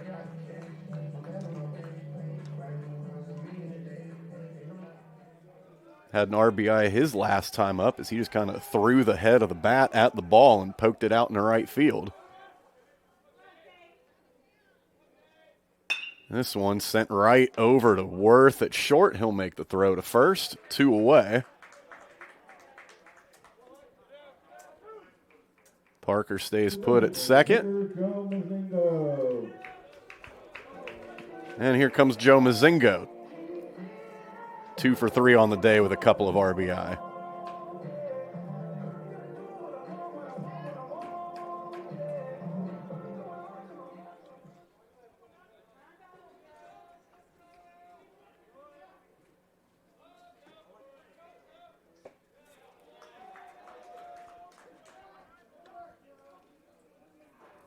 He'll watch ball one from Lex Kenny.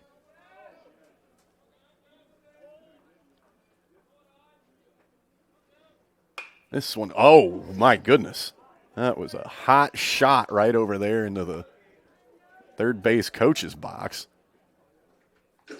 Cannon Frost again on his horse. Scoop up the foul ball.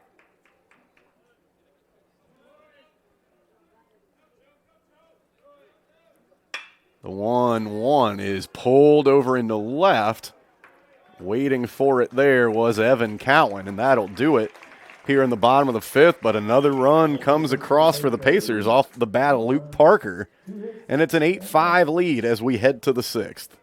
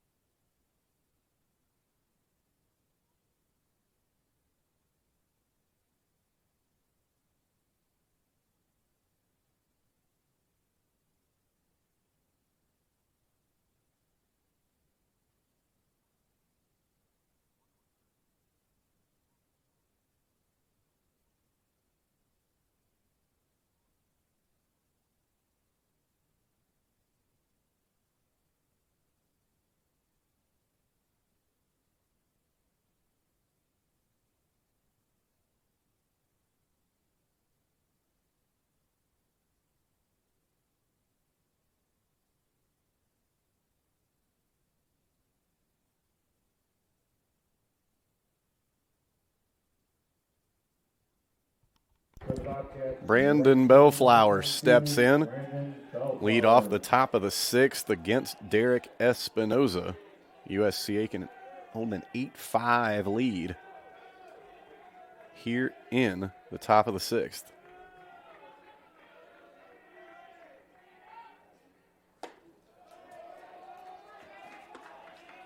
One and 0 the count. Bellflower with two of the Bobcats' 5 hits in this one.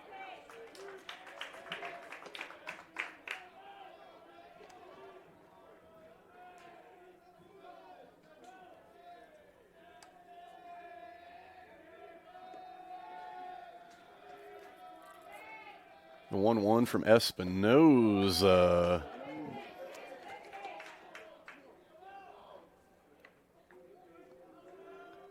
That was along the fine line between 1-2 and 2-1.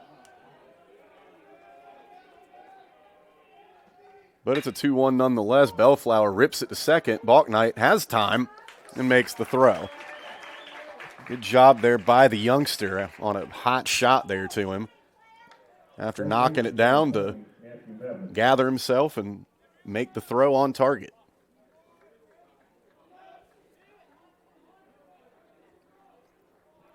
Matthew Mebane.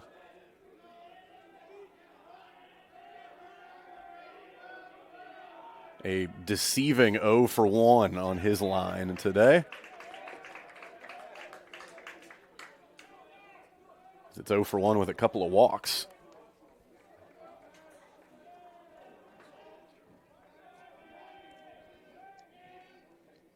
Mebane, big cut at that one.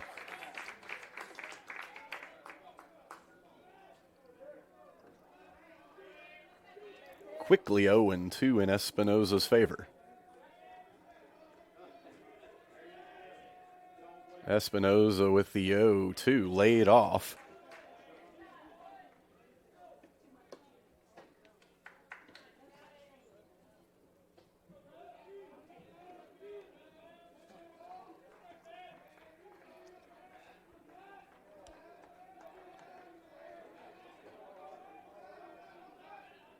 Here comes the 1-2 from Espinoza. That one also goes wanting. 2-2 the count, one away. Here in the top of the 6th.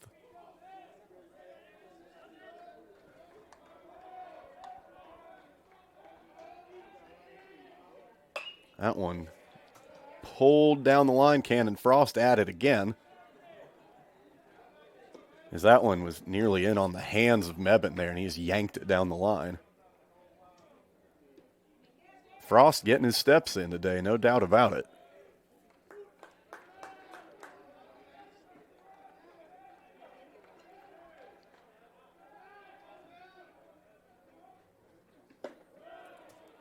One misses, make it 3-2.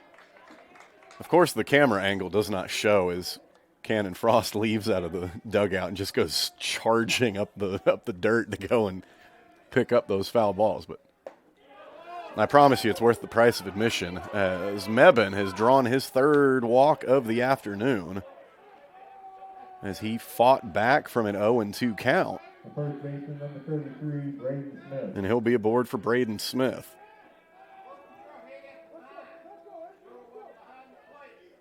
Oh for 2 today, but he did draw a walk with the bases loaded earlier.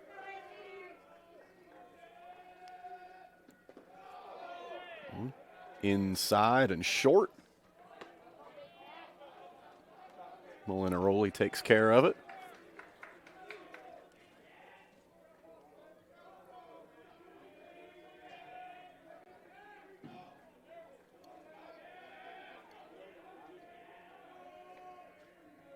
Here's the 1-0 from Espinoza. That one again a little bit on the inside there.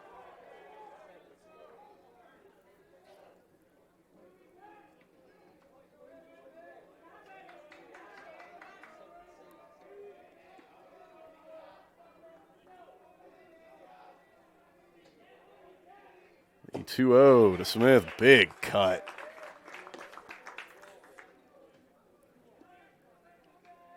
Espinoza gets onto the board in this at bat. Mebane on first, one away. Make it 2-2. That one's fouled back to the screen. No Cannon Frost this time to pick that one up.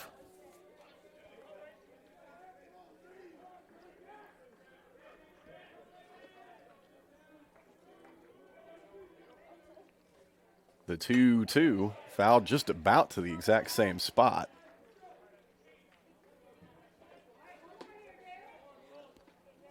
So we'll try it all over again. A little bit of action in the Pacer bullpen. It looks like Evan Condon perhaps is among the guys moving around out there. As Espinoza has now topped 70 pitches in this relief stint.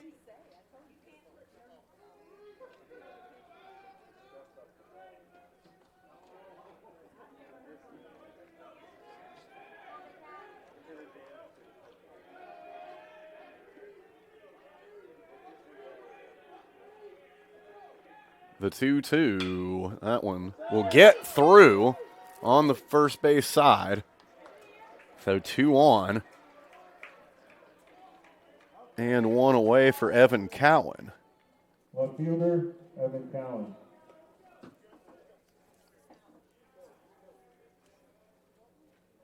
Cowan 1 for 2 with a walk and an RBI.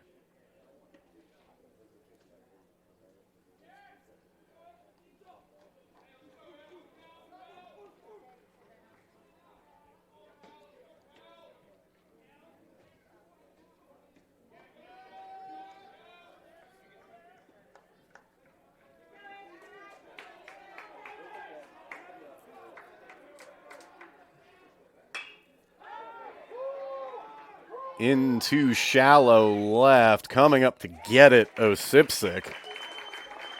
Loses his lid in the process, but gets the out. Designated hitter number 17, Mitch Cowan. Mitch Cowan up next. 2 away here. As Osipsik and Jack Hobson both had eyes on that one, and Osipsik called him off, made the play, and the Pacers are out away from putting another 0 up on the board. This one to Balknight, the throw to first in time. Espinoza gets out of it, and it's a second consecutive scoreless inning as USC Aiken will take an 8-5 lead into the bottom of the 6th.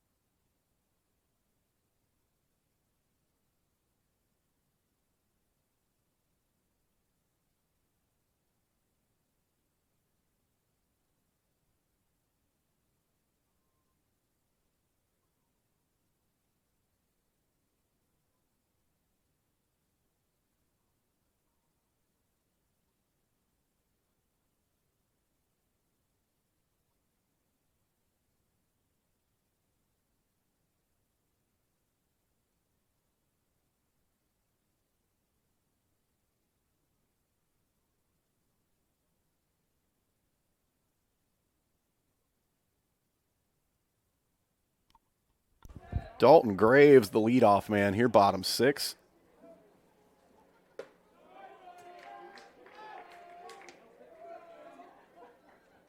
Graves has been hit and also walked in this one.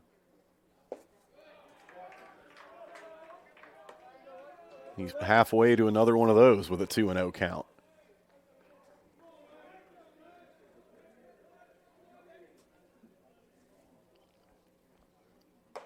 Make it 3-0. As Besterman had to do a little contortionist act to reel that one in. 3-0's in there.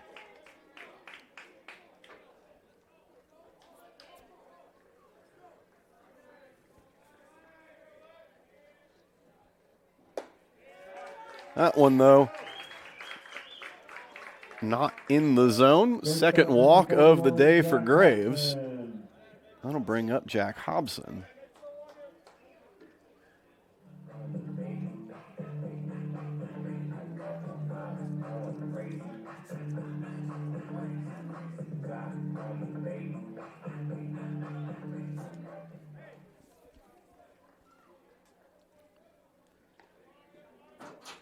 First offering from Kenny in there.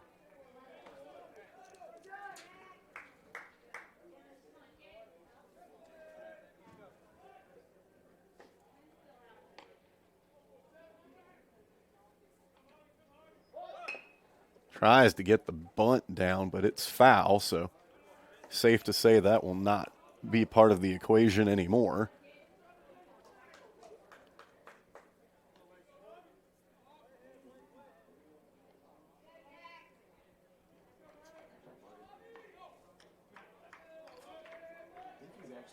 With the 0-2 count. Looks at strike 3. That one kind of bent him at the knees a little bit, and that's a quick strikeout for Lex Kenny. Left fielder, Brandon Osipsik. Here's Brandon Osipsik.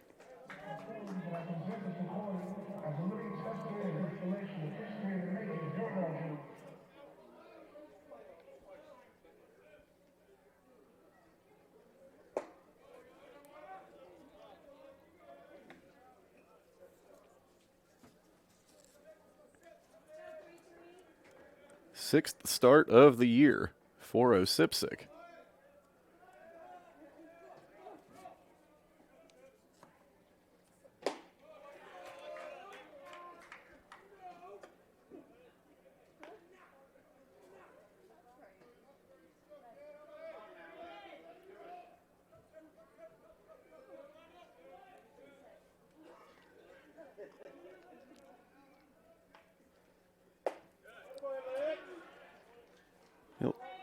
take strike one there from Lex Kenny. Dalton Graves at first after walking again. 3-1 the count on Osipsic. He's looking to reach base for the first time today.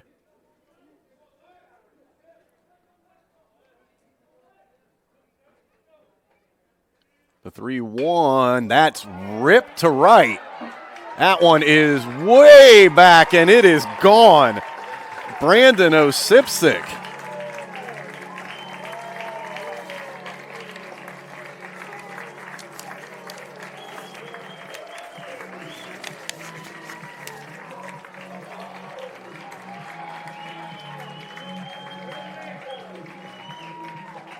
The two-run shot. The third baseman, number 7, Boone. And that's one way to snap out of an 0 for 3 slump.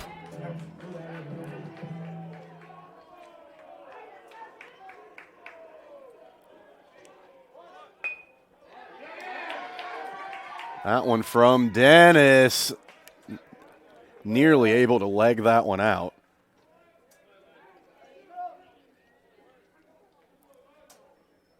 The second baseman. First home run as a Pacer for Brandon Osipsic.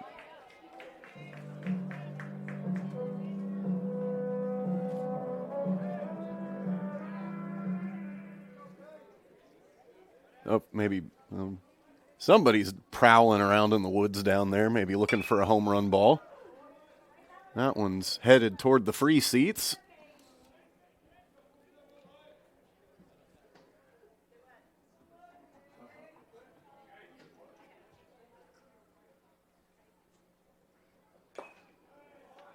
I can only venture to guess how difficult it might be to find a home run ball back there.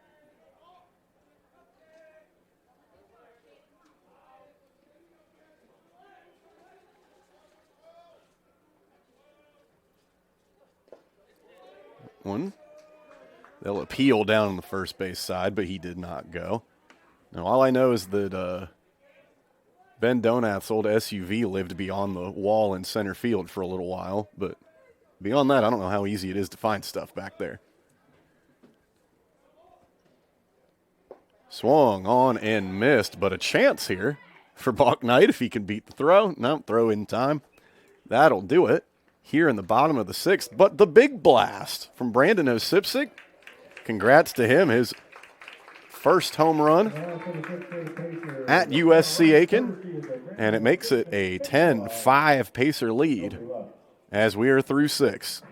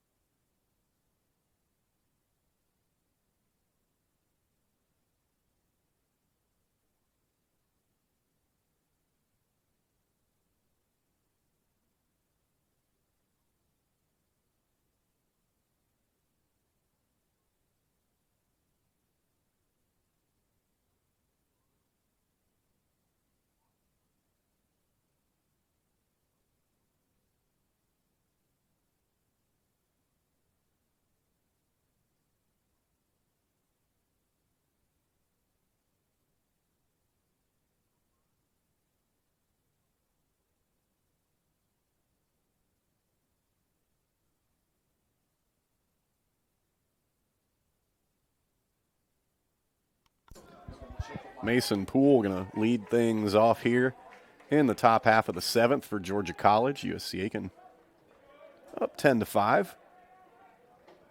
Couple of runs in the home half of the 6th on the 2-run homer by Brandon Osipsic, who has since been replaced in left field by Cannon Frost, who has done plenty of running around in foul territory on the left field side.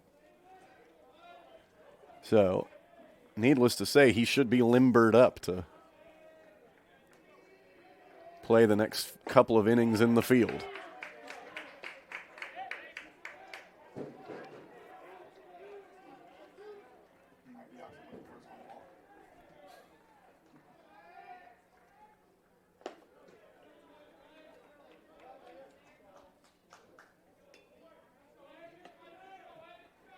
One and two to Poole.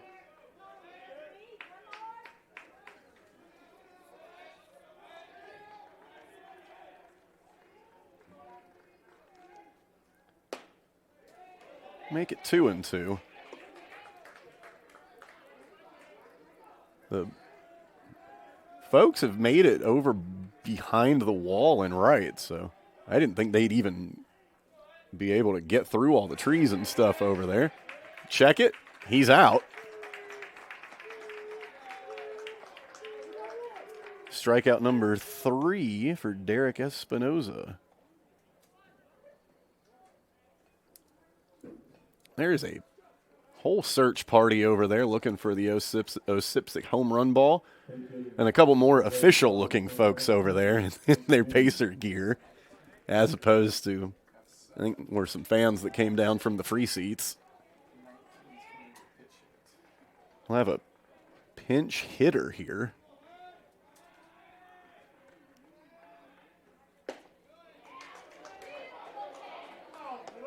That is Hank Noonan checking into the game.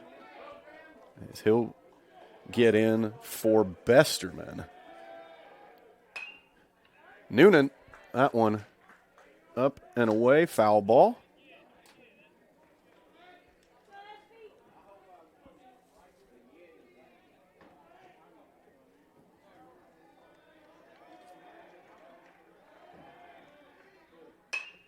Noonan into shallow center.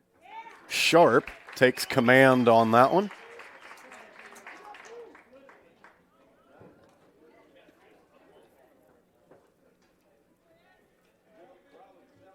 Center fielder Cam McNerney. And that'll be it for Noonan. No telling if D'Annunzio will check in later. Yeah, McNerney. This is another chance for Graves. Dalton Graves got another one in foul territory. Quickly through the top of the 7th for Derek Espinoza and the Pacers. And it will be still a 10-5 game. We're going to check this sub real quick at catcher. The gear makes it tough. It might be a 32.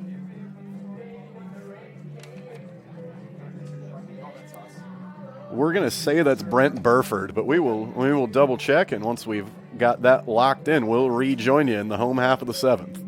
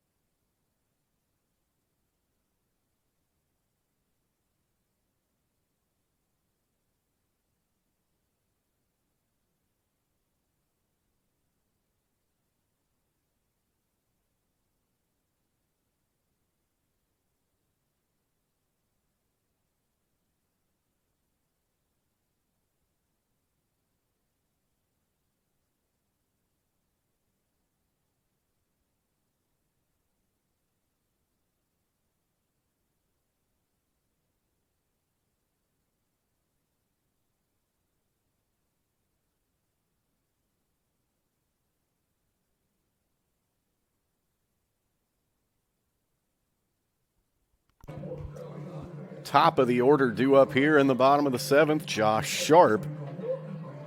A 2 for 3 afternoon. 2 for 3 with a walk. Pacers up 10-5. It was indeed Brent Burford checking in at catcher. Besterman had been in. Noonan came in to hit for him.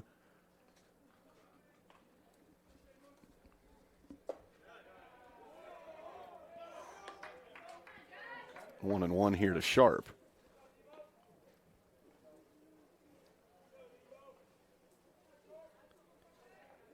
So top of the order has been big for the Pacers today. Sharp, Parker, Molinaroli, and Mozingo have combined for 8 hits. Sharp under that one a little bit.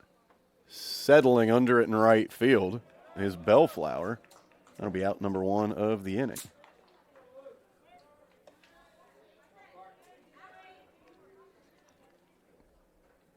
Luke Parker steps in, and what a day he's had. 3 for 4 with 3 RBI.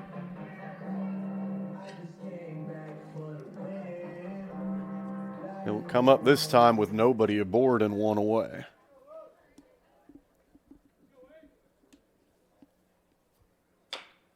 This one going to have to make a charge at third. The barehanded throw.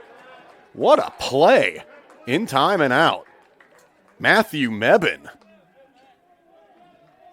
There was only one way he was getting that out, and that was to barehand it, and he did it. Beautiful play at third.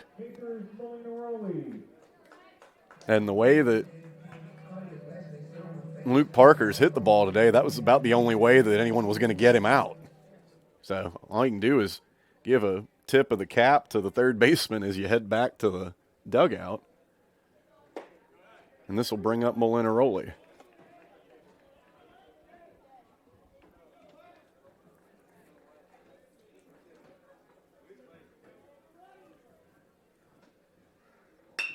That one will take a hop off the mound and over to second, and nothing that Mason Poole could do with that one, as Molinaroli will be in safely at first, as Lex Kenny kind of had to pirouette out of the way, and the hop off of the mound kind of went back against the grain on Poole.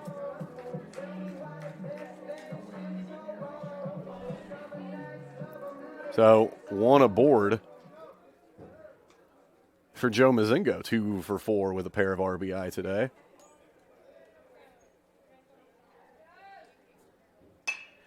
He'll shoot this one over to right. Bellflower makes the squeeze. And we've finished 7 here at Roberto Hernandez Stadium. We'll take this thing into the 8th. USC Aiken holding a 10-5 lead.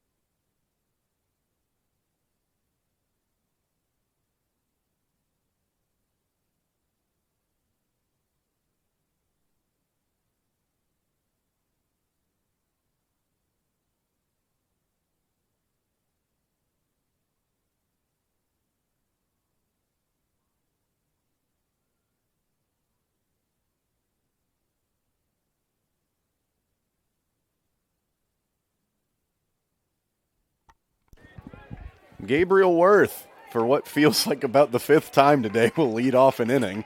This time the top of the 8th. I mean, look, he's the leadoff man for a reason, and he's now led off in several different innings. 1 for 4 for Worth today. Espinoza still in there. 87 pitches coming into the inning.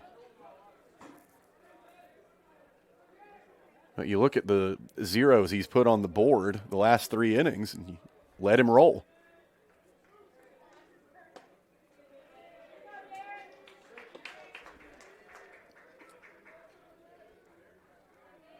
And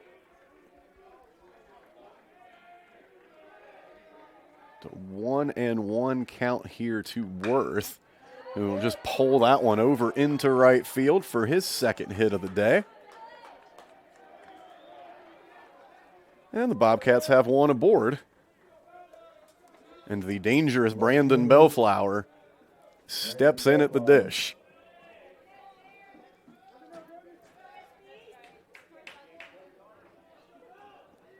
Two for 3 today, and they weren't cheapies either. Hard hit balls for again.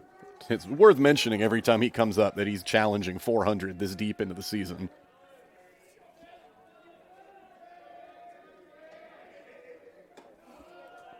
Ball 1 from Espinoza.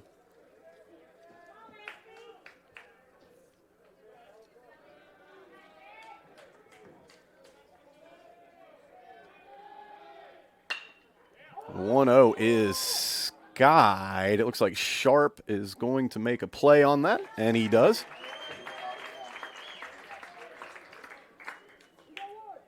So that'll send Bellflower back to the dugout.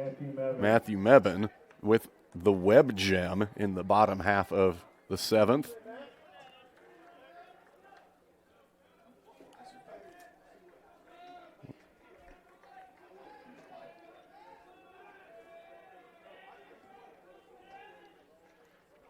Mebane, first pitch swinging. It's a miss. However, as that one skips away, Worth able to hustle on over to second base.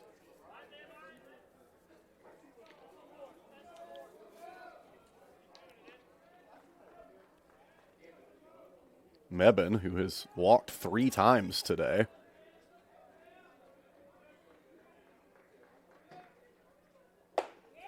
Is now down 0-2 in the count on a couple of swinging strikes.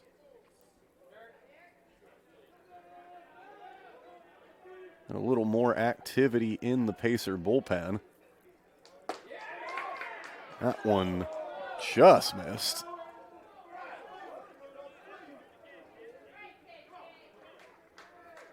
The home crowd was ready to see Braden Smith come up, but Mebane will stick around at the plate a little while longer. The 1-2 fouled back behind us.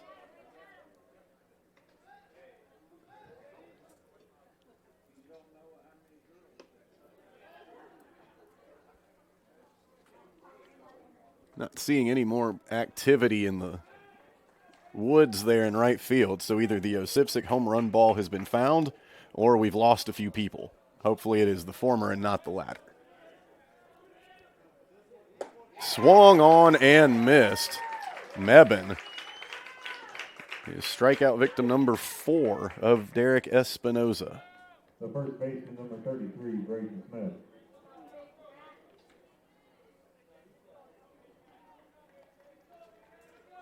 And now Smith will come up, 1 for 3 with a walk and an RBI today. He's got Worth at second.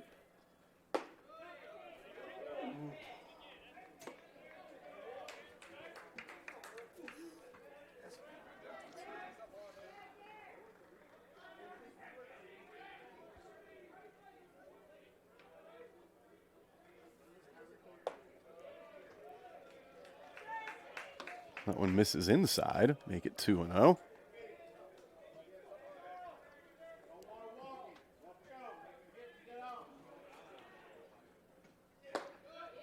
That one finds the zone.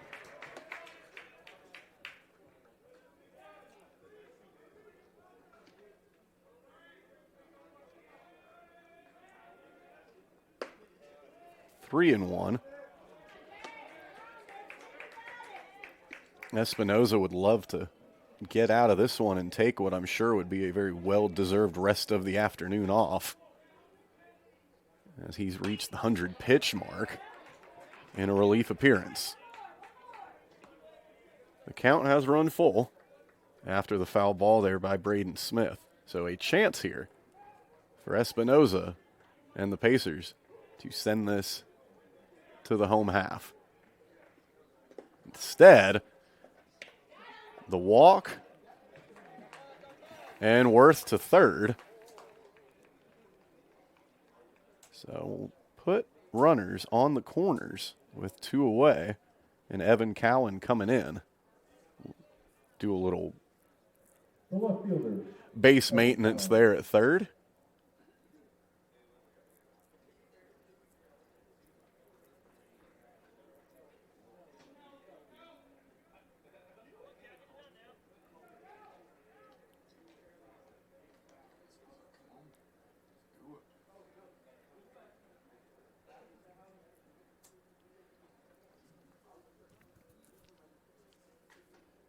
I think the placement of the bag passed the Doom Dennis inspection, so we're good to go here.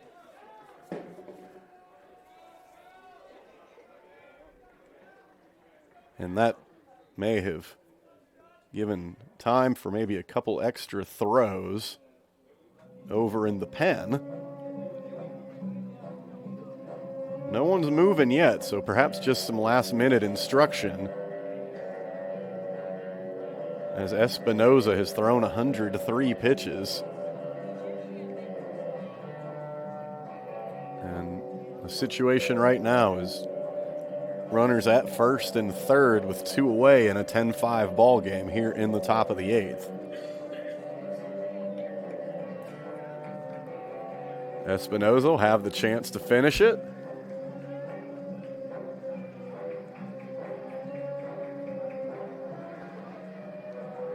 Cowan will have the opportunity to expedite the call to the bullpen.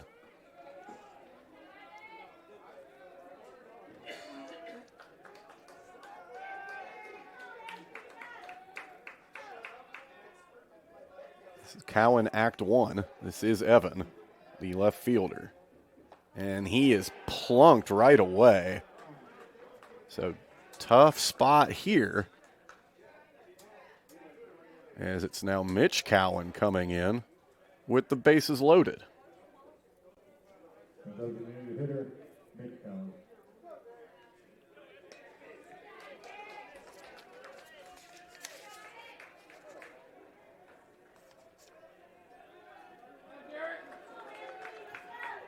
It's still Espinoza's ball.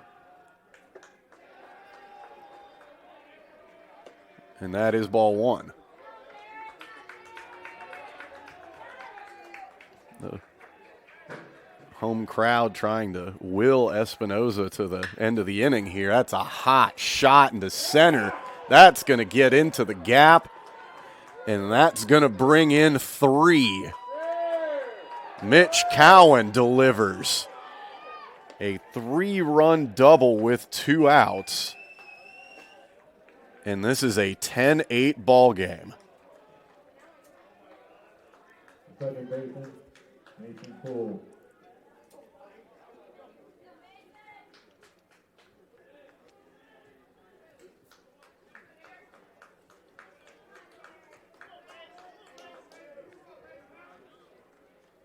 And that should now be it.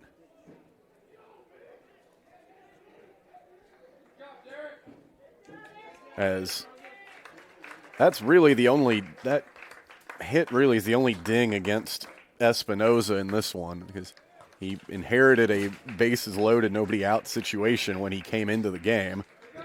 And then the 2 other runs before or after that were on a collision in the outfield. So well done in relief for Espinoza. He remains the pitcher of record. Well, the call to the pen has been made to try to close this thing out, as it's become a 10-8 ball game here in the top of the 8th.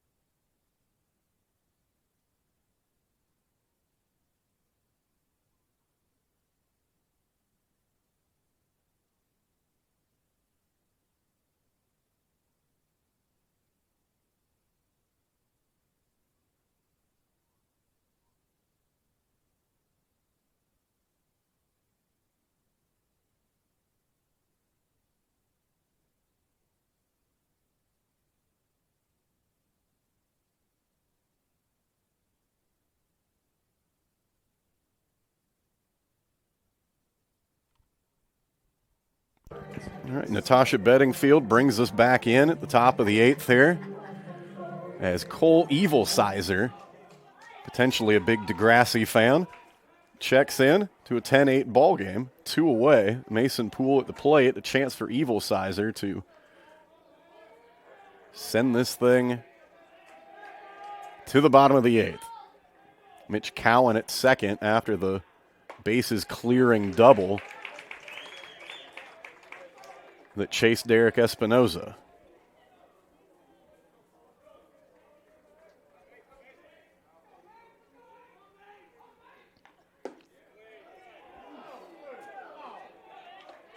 That one must have missed low from Evilsizer. Evilsizer, a 2.61 ERA on the season, making his 10th appearance.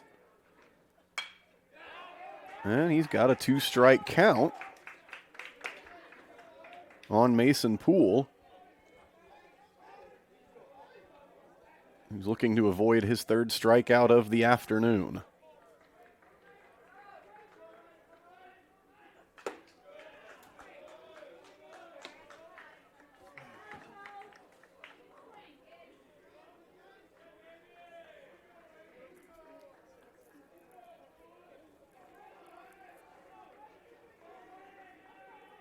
Evilsizer, the 2-2, spoiled. Nearly a nice barehanded snag there by Burford, who's waiting on deck.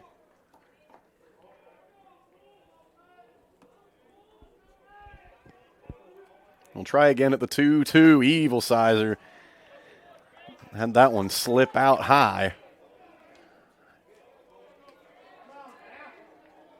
Count is full to Poole. That one just misses. So that'll put runners at first and second. Burford will have to ditch his catcher gear and come in to hit.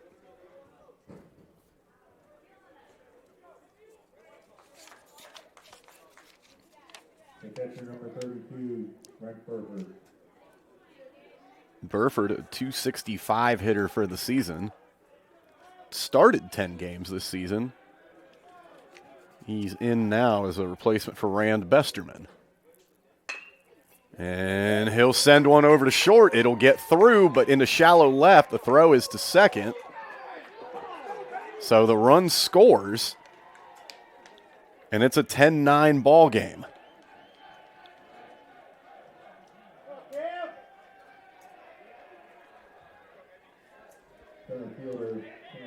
As Burford sent that one right through that opening at shortstop.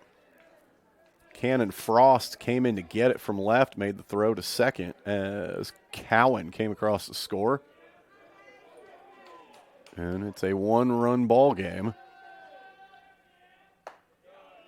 And this is Cam McNearney. Evilsizer's fresh into this one, but gotta have this one. 1-1 the count after getting the strike call there.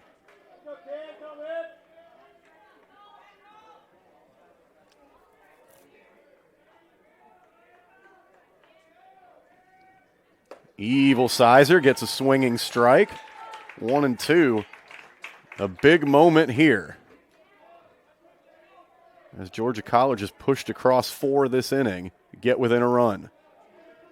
The 1-2 from Evilsizer, sent out into foul territory. So McNearney stays alive. And on first and second.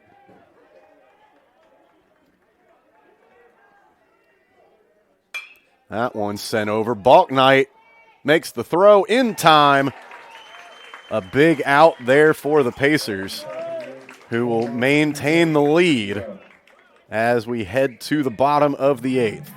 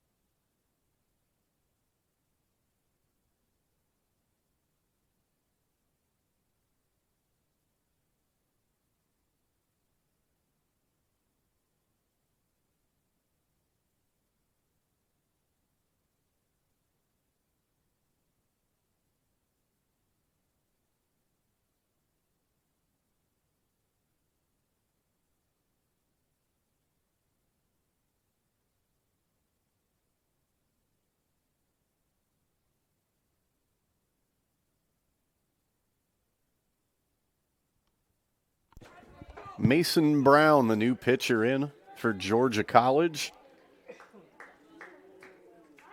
He'll face Dalton Graves 17, first baseman, Dalton Graves.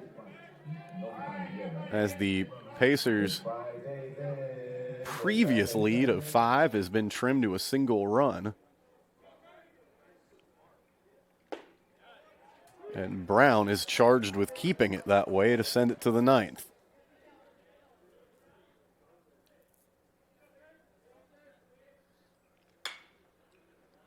Graves behind 0-2.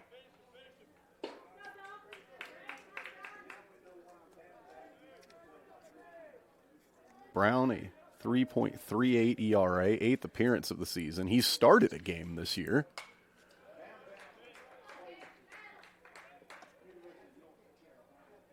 It's back-to-back foul balls off the bat of Dalton Graves. Hitless today, but found a few other ways to make it on base. That one waved at. So 1 batter, 1 strikeout for Mason Brown. The shortstop, Jack Hobson. Jack Hobson up next.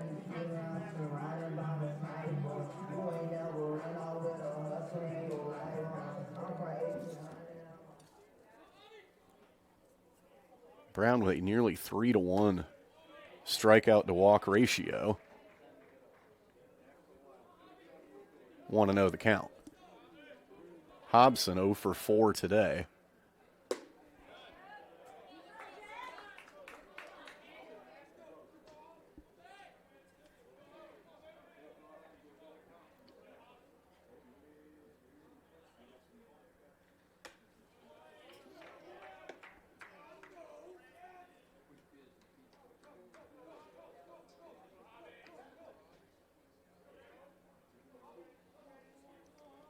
The 2-1, that'll be a tough bouncer to third. But once again, Mebane.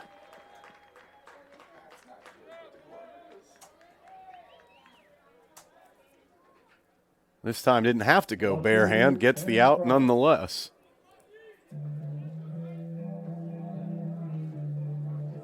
First plate appearance today for Cannon Frost, who took over for Brandon Osipsik in left field.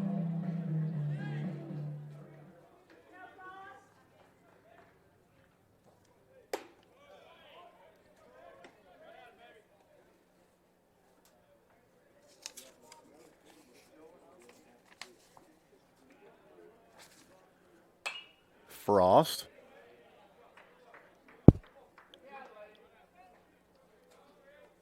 Fouls that one off. Another freshman that's seen some significant playing time this season.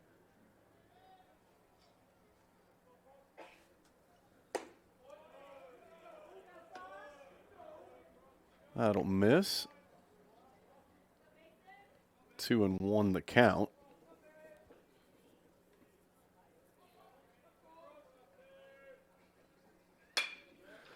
That one's hit out towards center field, where it will be gloved near the warning track by Cam McNearney. So that'll do it in the top or the bottom half of the 8th. So that'll send us to the 9th. Pacers 3 outs away from finishing off this series with a win.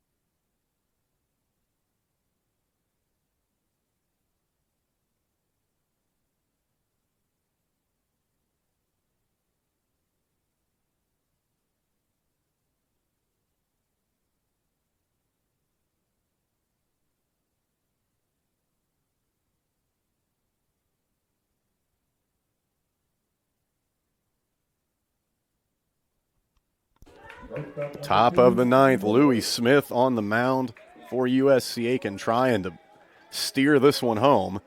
Stop me if you've heard this one before. Gabriel Worth is leading off the inning. That's either the 5th or 6th time today that he's led off an inning. 2 for 5. Smith trying to preserve this one-run lead and get the Pacers a win in the series finale. Smith starts off with a strike.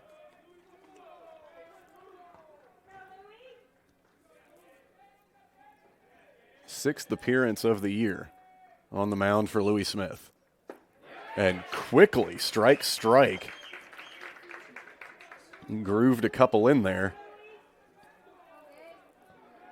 That's from that left side, tough for Worth to make an offering at. This one barely grabs it. It gets under Smith. The charge from short will not be in time.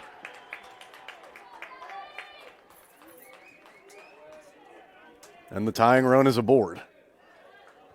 Third hit of the day for Worth. That kind of slow roller was slow enough that Hobson couldn't get it and make the throw in time. Brandon Bellflower, 2 for 4 today.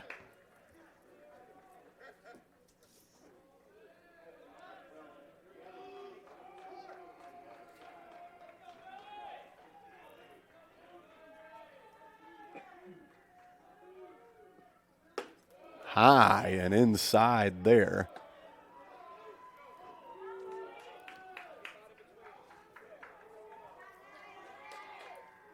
Worth at first base representing the tying run. Nobody out here in the top of the ninth. 10-9 Pacers clinging to the lead. That one just misses.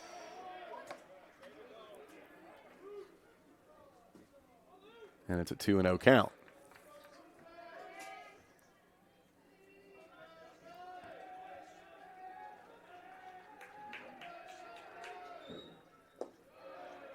Three and 0 the count now on Bellflower.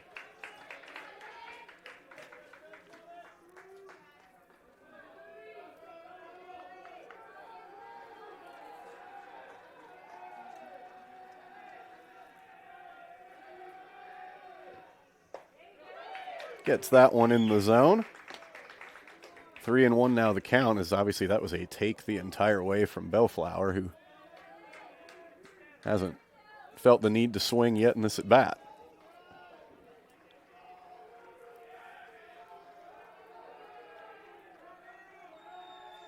The 3-1 hits him.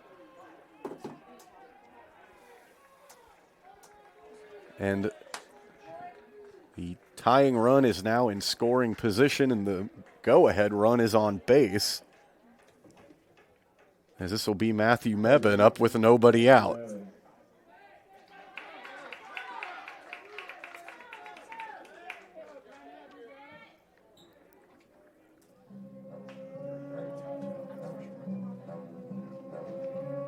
And that'll be it for Louis Smith, who faced 2 batters here in the top of the ninth.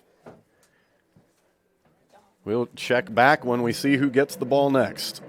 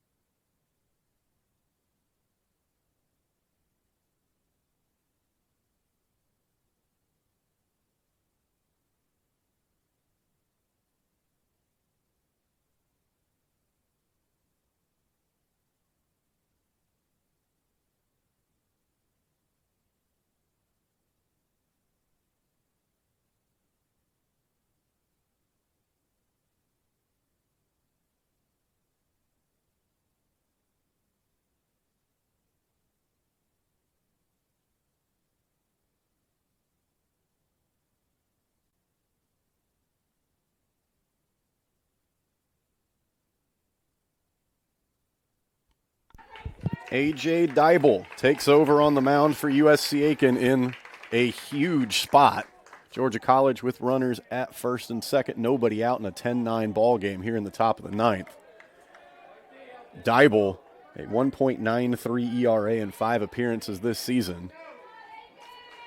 And welcoming him to the mound is Matthew Mebane.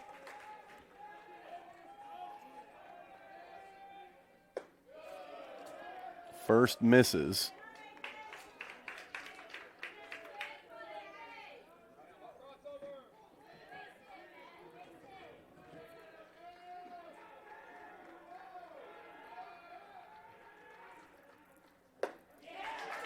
Swing and a miss there from Mebane.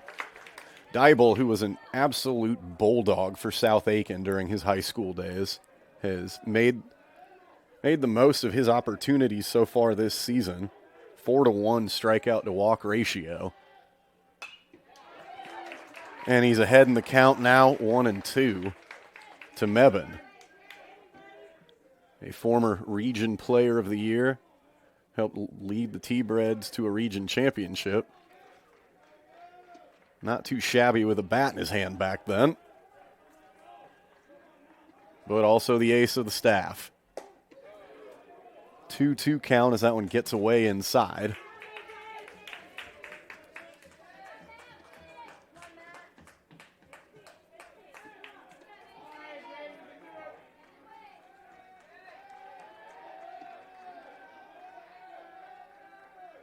Dybel's 2-2 fouled back.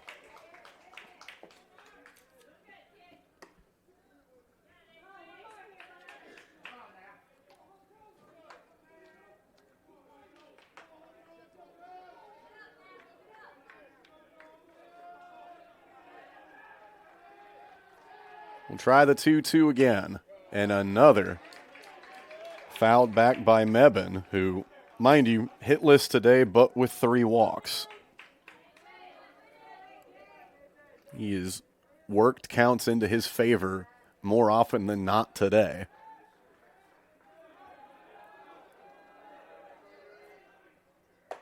Dybel freezes him on the outside corner. Mebane not thrilled with the call. But there's one away here in the top of the ninth. Braden Smith up now after Dybel got the strikeout on Mebane. Braden Smith 1 for 3 today. He's walked twice.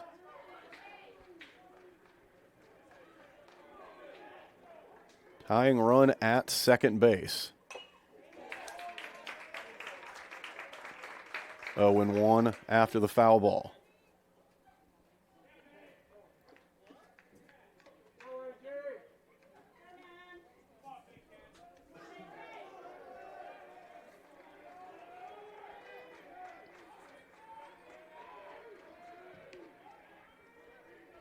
Checking Worth at second. 1-1 the count.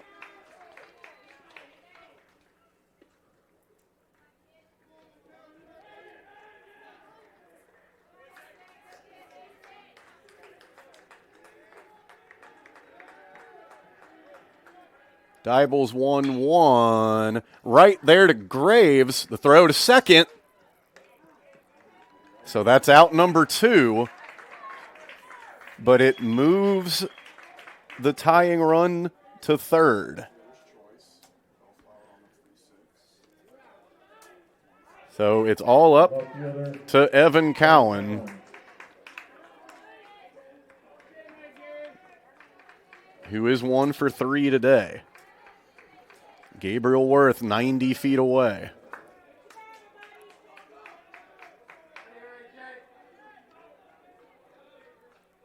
Dybel can finish it here.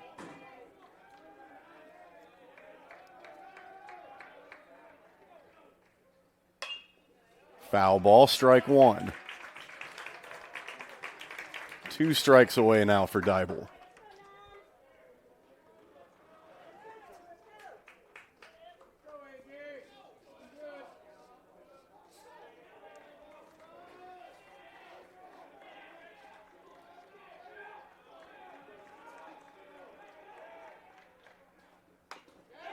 0-2 the count.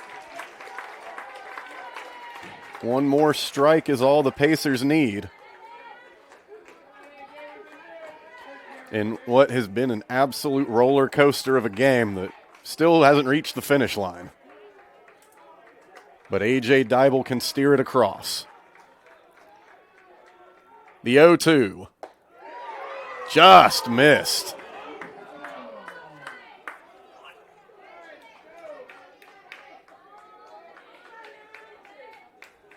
And for Evan Cowan, I think it's a good eye to lay off of that one because it looked good to everyone in here.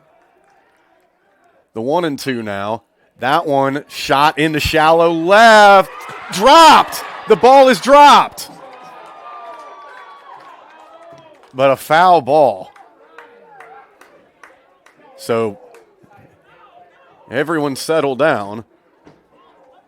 That from up here looked like that the ball was. It looked from here that the ball was touched in fair territory and then went foul. Instead, it's being ruled that it was foul the whole way. Which, what a break that would be.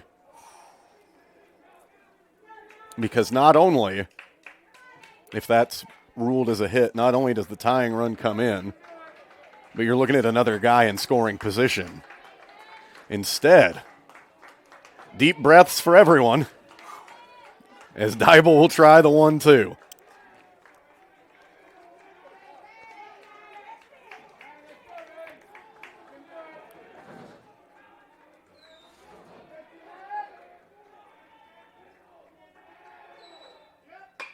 That one hit to right, on the move.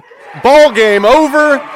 Luke Parker with the catch. A.J. Dybel saves it on the mound. And I don't think roller coaster even begins to describe what kind of game this was. But the most important word that will describe it is a win. Pacers take the series finale, and in a season that has just been filled with adversity, the Pacers fought back from it today to pick up a big win over Georgia College. 10-9 the final.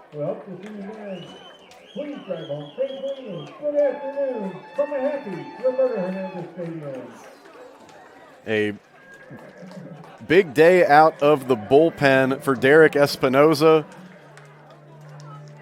Some timely hitting from the offense, and then some timely pitching at the end. So that'll do it here from Roberto Hernandez Stadium. That's all for this weekend. So we will see you next time. Pacers will be on the road for the next few, starting Wednesday at Catawba. Next home game, next time we'll see you here, will be Tuesday, April 9th against Francis Marion. So we will see you then. Again, 10-9 final. Pacers take it over Georgia College.